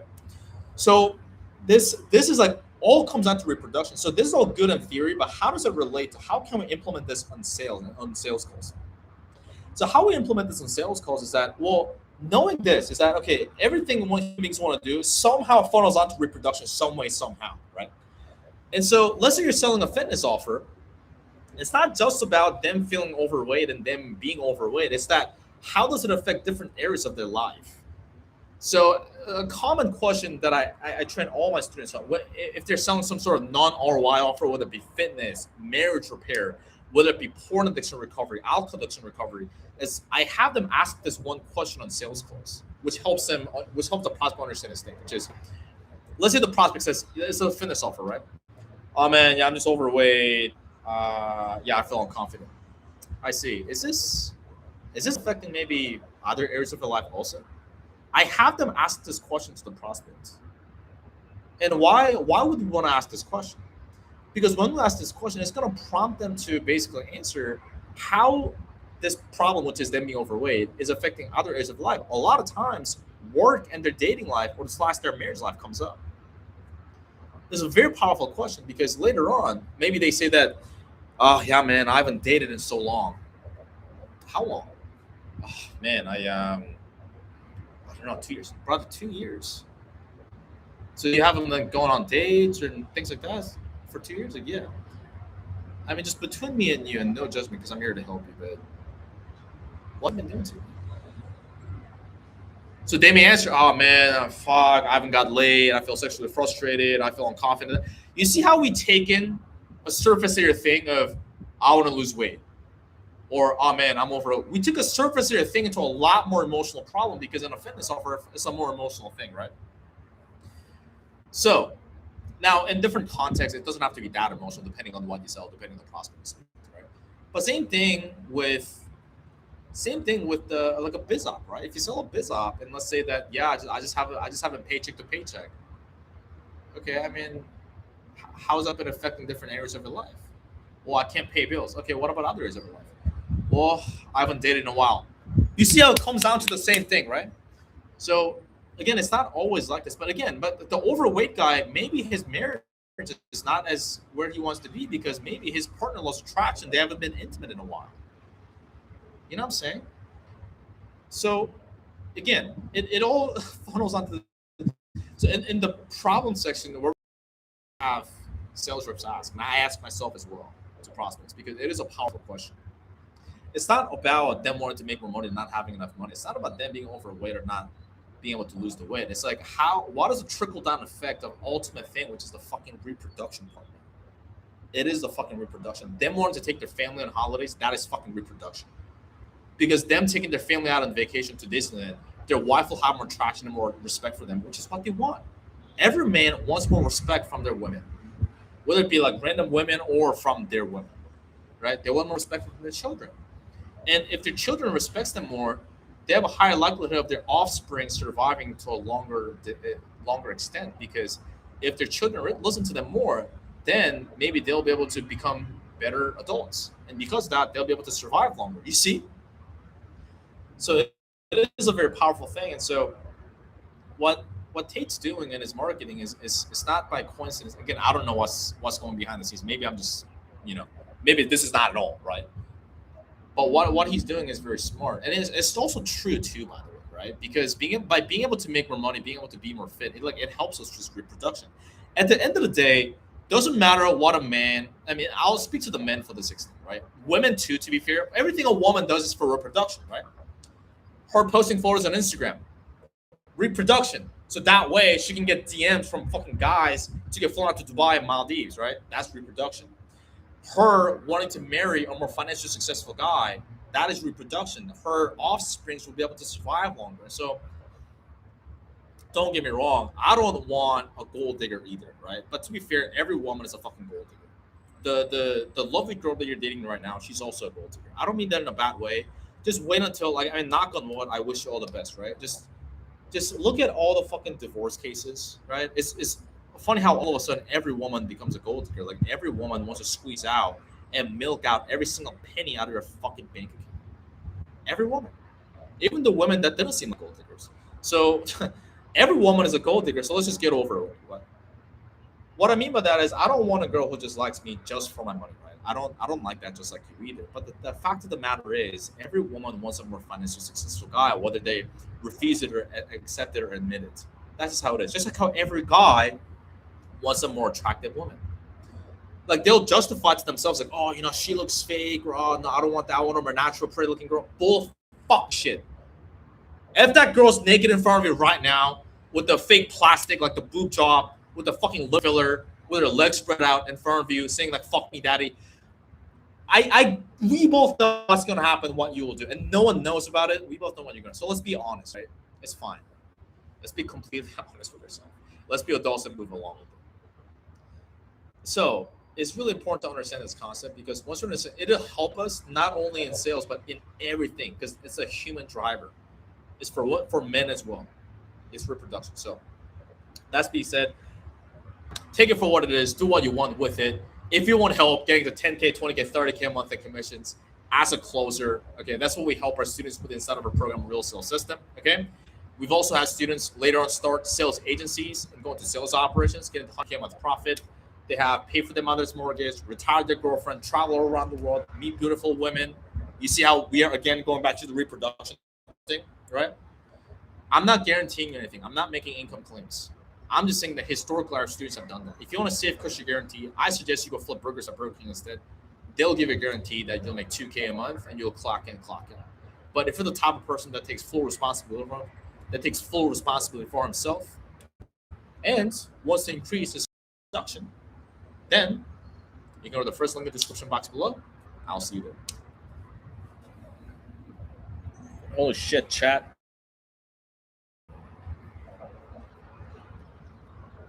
We did it, fuckers. We did it, MFs.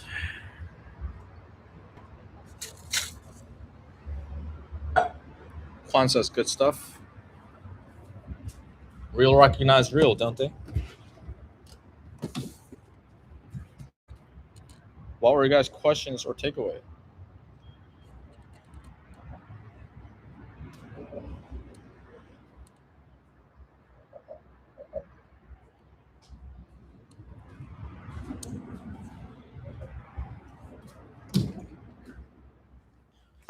Or do you not have any takeaways?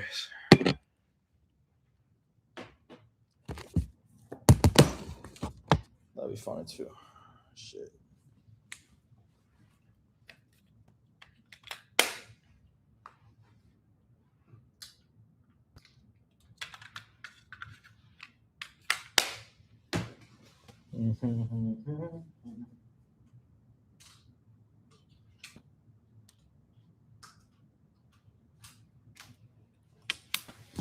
It feels good to be back in the AC filled room. It's good life. Welcome to the good life. How do you know exactly which problem to probe? Batman Hood asks. Good question. We probe on the thing. Obviously, that is the highest leverage points, aka what matters the most to that prospect. Now, how do we know? Well, there's general ones, and we can pick up on verbal and nonverbal cues. What I mean by that is that, let's say they mention different problems, right? One is that, oh man, I can't travel that much. The other one is, well, shit, I feel like I'm being a failure to my family. Which one do you think is a higher pain point? Obviously, the second one, right? And also the way they say it. You know, if they go like, it'd be nice to travel, then we both know like that doesn't fucking matter that much to them, right? But if they go, you know what? I really want to retire my parents. So this is a social cue thing. This is a social cue thing. Back at my desk, y'all. Chat. You know what I want to do? Probably later this year, maybe I'm going to start doing it. I want to start vlogging, doing some rad shit. Get a cameraman here in Dubai. Do some rad shit, you know?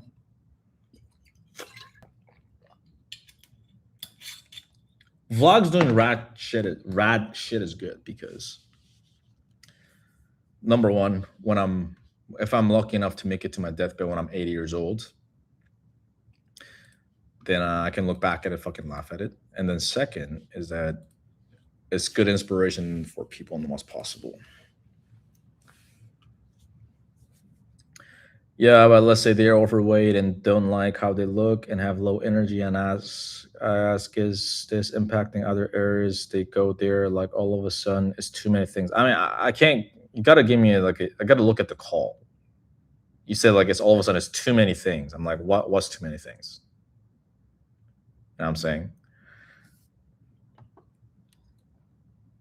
So like in these chat, like I'll try to give you like the most best answer I could, but just realize it's generalized because I don't know your full situations. Too many probes. I still don't know what you mean.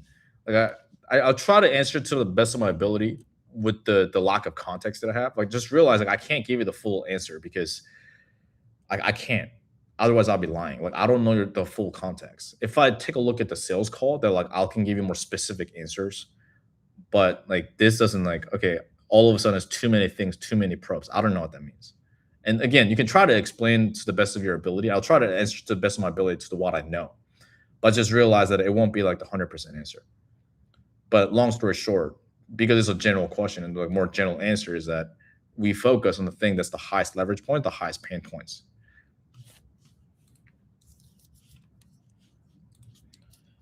Okay.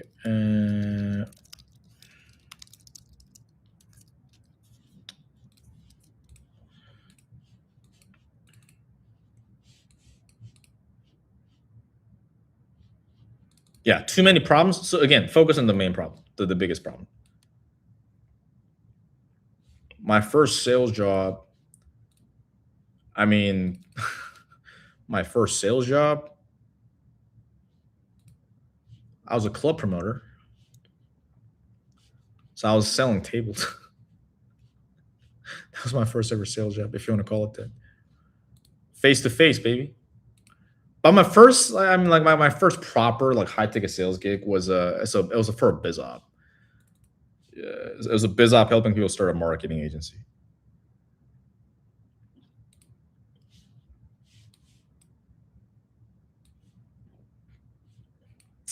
Yeah.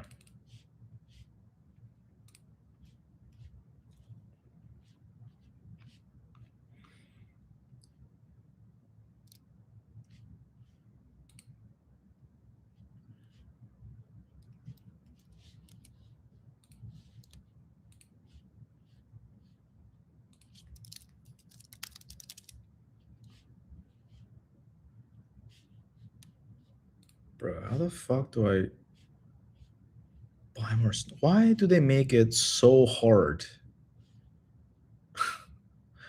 to pay them money? I don't understand. Like, I'm trying to pay all motherfuckers money. They make it so difficult.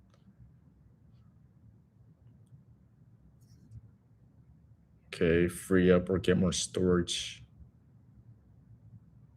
Okay. Jesus Christ.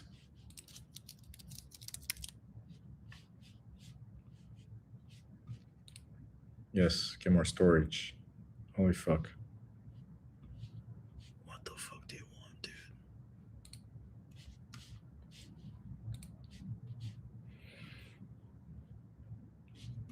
dude? Ugh. I hate these guys.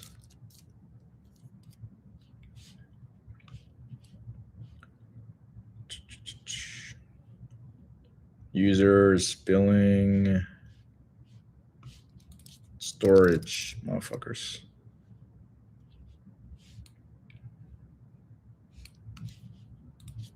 Get more storage.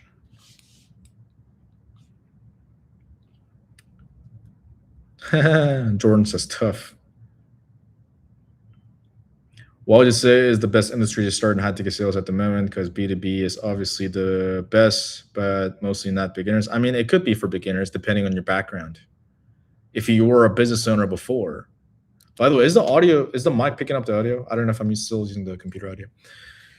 Let me know if you can hear me. But yeah, I mean, it depends. Like, it's so contextual. It's not a black and white thing. It's like everybody's different. If somebody has been a business owner, right? Okay, Quan says I'm solid. Yeah, if he was a business owner before, or maybe he had like his dad's friends were all business owners, so he speaks the lingo already, right? Then in that case, maybe B2B does make sense because he already speaks the lingo, right? But again, depending on your goal too. If your goal is to just like get better at sales and get as many reps in as possible, then B2B probably not is the most thing because there's B2B leads, there's just less of B2B leads, so ticket sizes are higher, right? Typically speaking. Generally speaking, what are the offers where you get the most amount of leads, like the highest amount of TAM, total addressable market? Well, it's going to be fitness and biz op. That's going to be the most. You could probably, depending on the company, also of course, like depending, like some companies they don't have many leads, right? But generally speaking, in fitness, there's a lot more leads because everybody's a fitness lead. I'm not overweight, but I am a fitness lead. I just paid for a $4,000 fitness coaching program, right?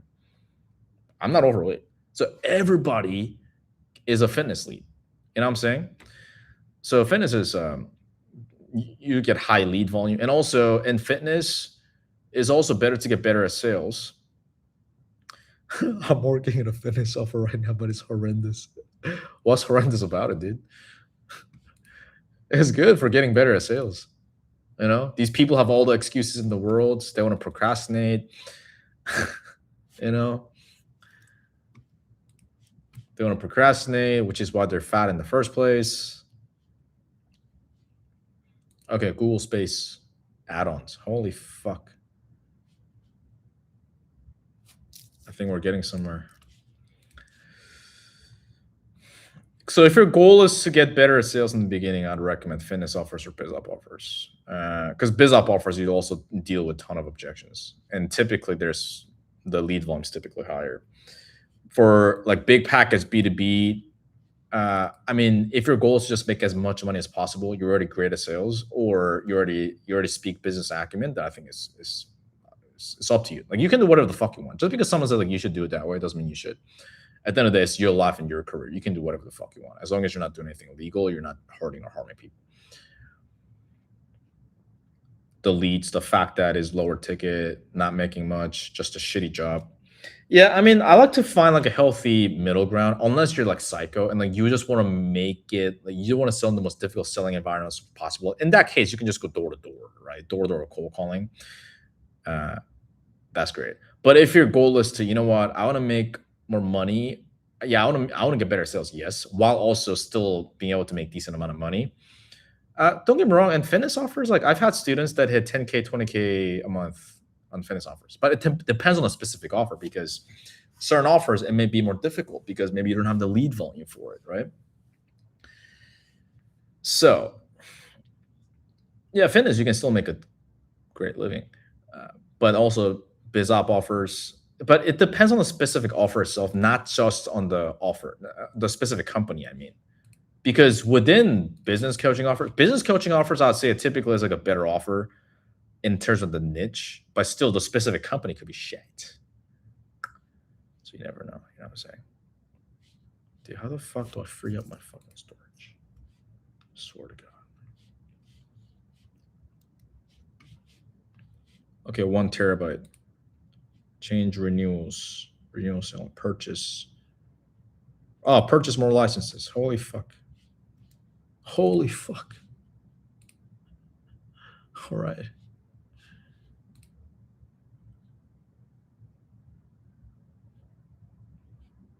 Thanks, God. I think I fixed it. Please tell me I fixed it. Okay. Let me buy 1 more.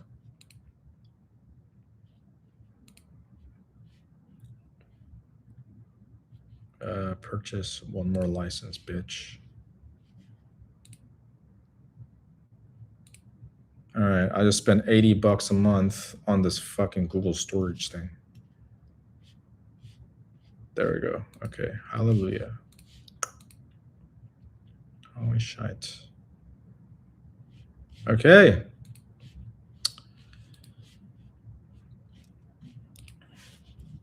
While I do admin, maybe I'll answer more questions. You know what I'm saying? Before I head off to Korean barbecue. Korean barbecue is law.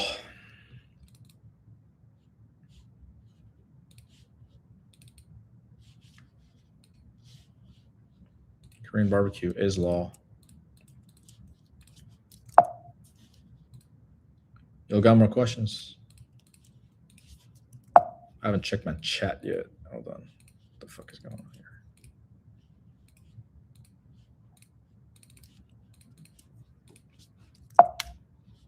The fuck? All right, fucking whatever. Let me do that.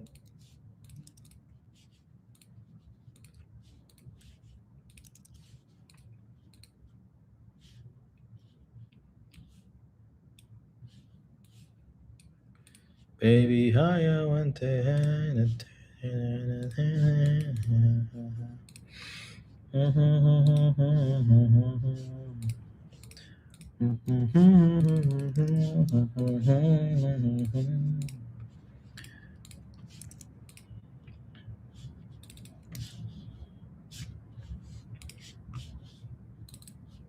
There we go, sweet ass. Cool. I think, holy shit, I think we're almost done.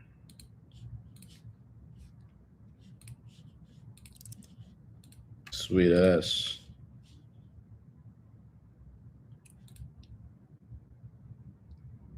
Cool. Gucci. Film my fucking videos. All right, where are we? Wait. Oh, I thought I exited the stream. I found it now. Okay. You're making 50 pounds per sale, bruh. Imagine you make 500 pounds per sale. I mean, you're gonna work the same amount of hours anyway.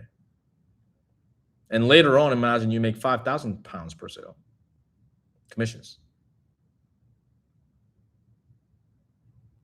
We've had students sell those packages, 50K packages, 10% commission. Yeah. What is your best advice? What is your best advice to make an amazing first impression on a Loom application interview, especially application? There's a lot to explain in this one video. What I'll do is I'll link you a video. Just open it in a new tab. But are you watching from your phone, Jordan? Or are you watching from a computer? By the way, every one of you guys, like, drop it in the chat. Like, are you guys watching from a computer or phone? I want to know.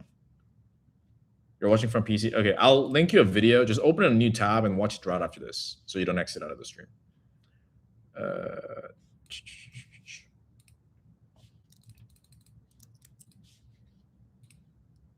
PC, Mac. Oh, wow. Yeah, Jordan, the one I dropped now is video going over the Loom structure. Obviously, if you're in our program, like, I give you specific feedback, because a lot of times, like, people think they're doing it right, but they fuck up.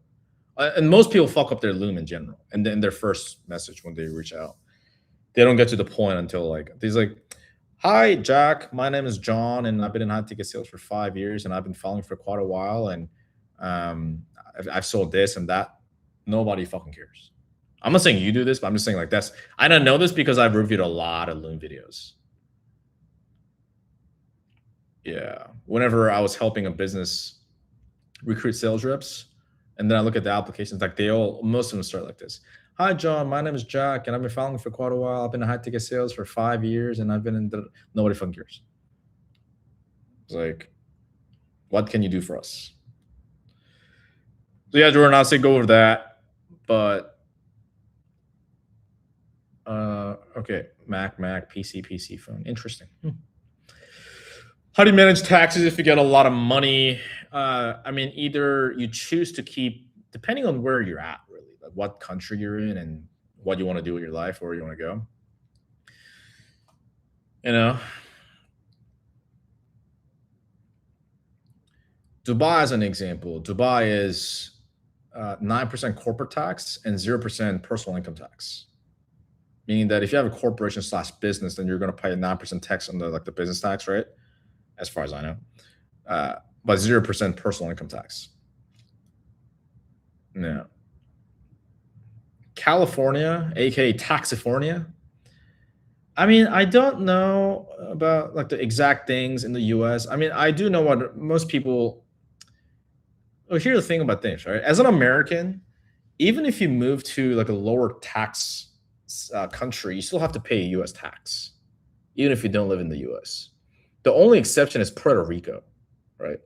But I heard a lot of people try to do the Puerto Rico thing, because you have to spend 6 months in Puerto Rico at least, and I heard a lot of people didn't like it. Like, they said some people like it, but some people don't.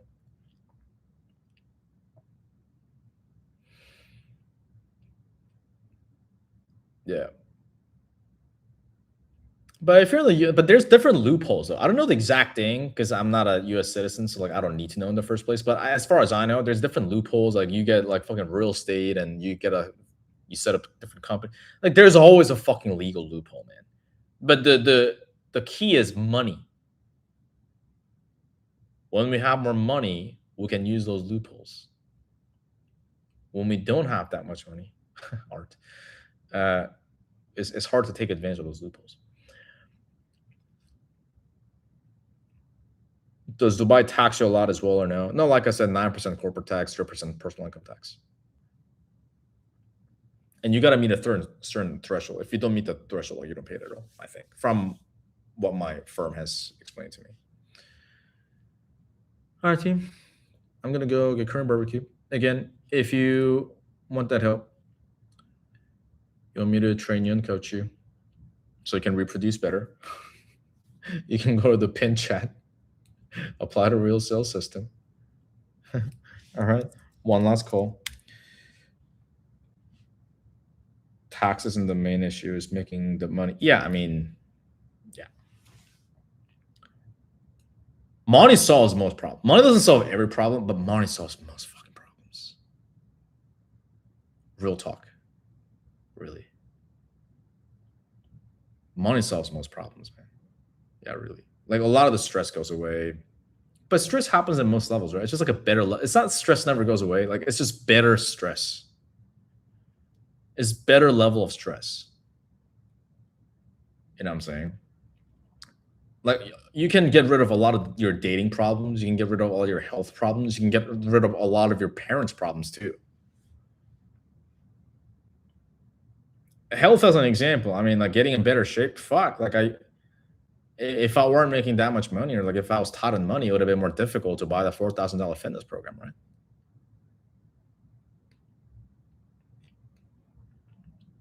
You know what I'm saying? I mean, the girl I'm dating now, like as much as she'll deny, it's like, no, like I'll love you if you're homeless. Like as much as she'll say that, which is very sweet and I appreciate it. If I was making like average income, if I was making like 5K to 10K, I'm like, there's no way she'll have attraction towards me. It's not that like she wants money from me, like she doesn't ask money from me, like shit like that. But also, like on her birthday, I spent $3,000, you know, to take her to one of the best hotels in the world, and we went to the world's largest water park, and I took her out to sushi, and then I got her a chauffeur and a Rolls Royce, right? So, and I didn't necessarily do that just to like impress her or whatever it may be. I did this from a place of I like this girl, and so I want both of us to have a great experience. So I think it's like what differentiates. I mean, I don't fucking know. I'm still figuring out this whole game, right? But I think the difference between what makes a simp versus someone who's not is I think what place we're coming from. Because if I'm like, hey baby, I'll pay you $3,000, will you go on a date with me? I think, yeah, I don't do that, and I think that's like a simpy behavior. But I like she was already like we're already seeing each other. I didn't lead with money, but it helps both of us have a better experience. You know. And don't get me wrong, at the end of the day, you know, I'll still, if I were, you know, let's say, I don't know, let's say overnight, like, let's say like I became homeless and jobless, whatever it may be. Like I'd want a girl that's just like, you know, still with me, sleeping under a bridge. Yes, I'd want that for sure. I want both in an ideal world for sure. Which is tough in today's world, but man can dream, right? Man can dream. Jordan asked, but what's in these 4K fitness packages? For me, it would be crazy to pay this much when I just have to go to the gym and be consistent. It depends, man. I mean, it's the same thing as somebody who's naturally good with women. He's like, why the fuck would you pay for a $5,000 dating program? Yeah, because you know how to do it, bro. It comes naturally to you. For some people, it's not. You're like, dude, just go to the gym and be consistent. I was like, yeah, I mean, for you, maybe it's easy. Like, I theoretically get that, you know? But I see a dude's like, yo, this dude is fucking diced. Like, this dude is fucking shredded. And the more, like, here's the thing, right? It's about, okay, what do I value more, money or time? And in my case, like, I value time more. It's like, could I watch a bunch of fucking YouTube videos about losing weight and the calorie? Like, I logically get it. Okay, like, less calories and, like, spend more and, like, lift more than before. I fucking get it, right? I'm not retarded.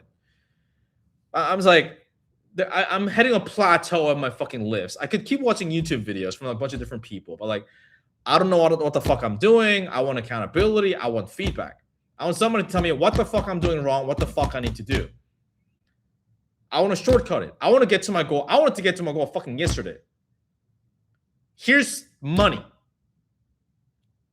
Please tell me what to do. I'll do it. And I've been doing it, and I'll be getting way better results. And I'll take that. That's why at this point I've invested over $300,000 in different areas of my life. Fitness, dating, sales, marketing, business, and I'll continue to do so. And I'll spend millions in myself because you can take away my bank account. You can take away my social media, which they try to do multiple times. You can take away all the connections I have. You can take away everything. The only thing nobody can take away from us is the fucking skills that we've accumulated and ourselves. Ourselves, nobody can take away. Let's say I get fat again for whatever reason. Once I learn how to do this, I can do it again. I can get in better shape because now I know the system, right? Same thing with sales. Like worst case scenario, like I know how to get on the best offers. in worst case scenario, I'll make like 30 grand a month in commissions. That's my worst case scenario. Like if I wanted to, I could do that, right? But if I were to hop on an offer again, like I'll choose better offers than what I was doing before when I was selling full time, and I'll sell more expensive shit. And I know I'm better at sales now than when I was full time selling. So I'll be making way more money than when I was full time selling. So that is something that nobody can fucking take away from us. And for that, I don't care. I'll spend thousands. I've spent tens of thousands. I've spent hundreds of thousands, and I'll spend millions on myself, because that is one thing. Like, if I were to ask everybody in this chat right now, do you value yourself? Everybody will say yes, and I hope you say yes. But are your actions truly reflecting it? I'm not here to shame anybody. I'm not here to talk down anybody. I'm just asking a just broad general question. And you don't have to answer. You can if you want, but you can just answer it to yourself by looking at yourself dead in the mirror. Okay, I'm going to get Korean barbecue. I'm fucking starving. All right, peace out. Bye.